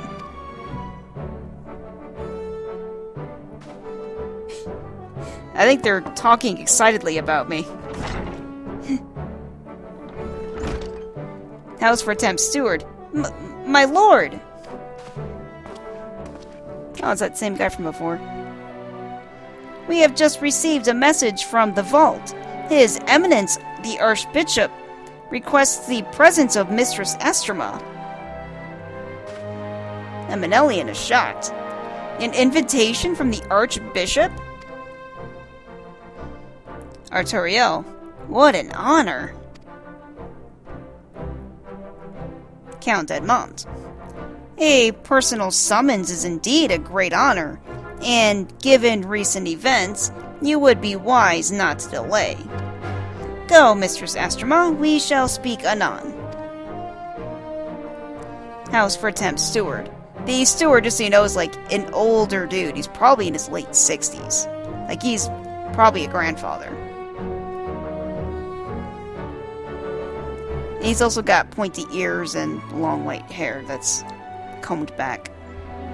A priest will be waiting for you outside the vault. Identify yourself to him, and he will escort you inside.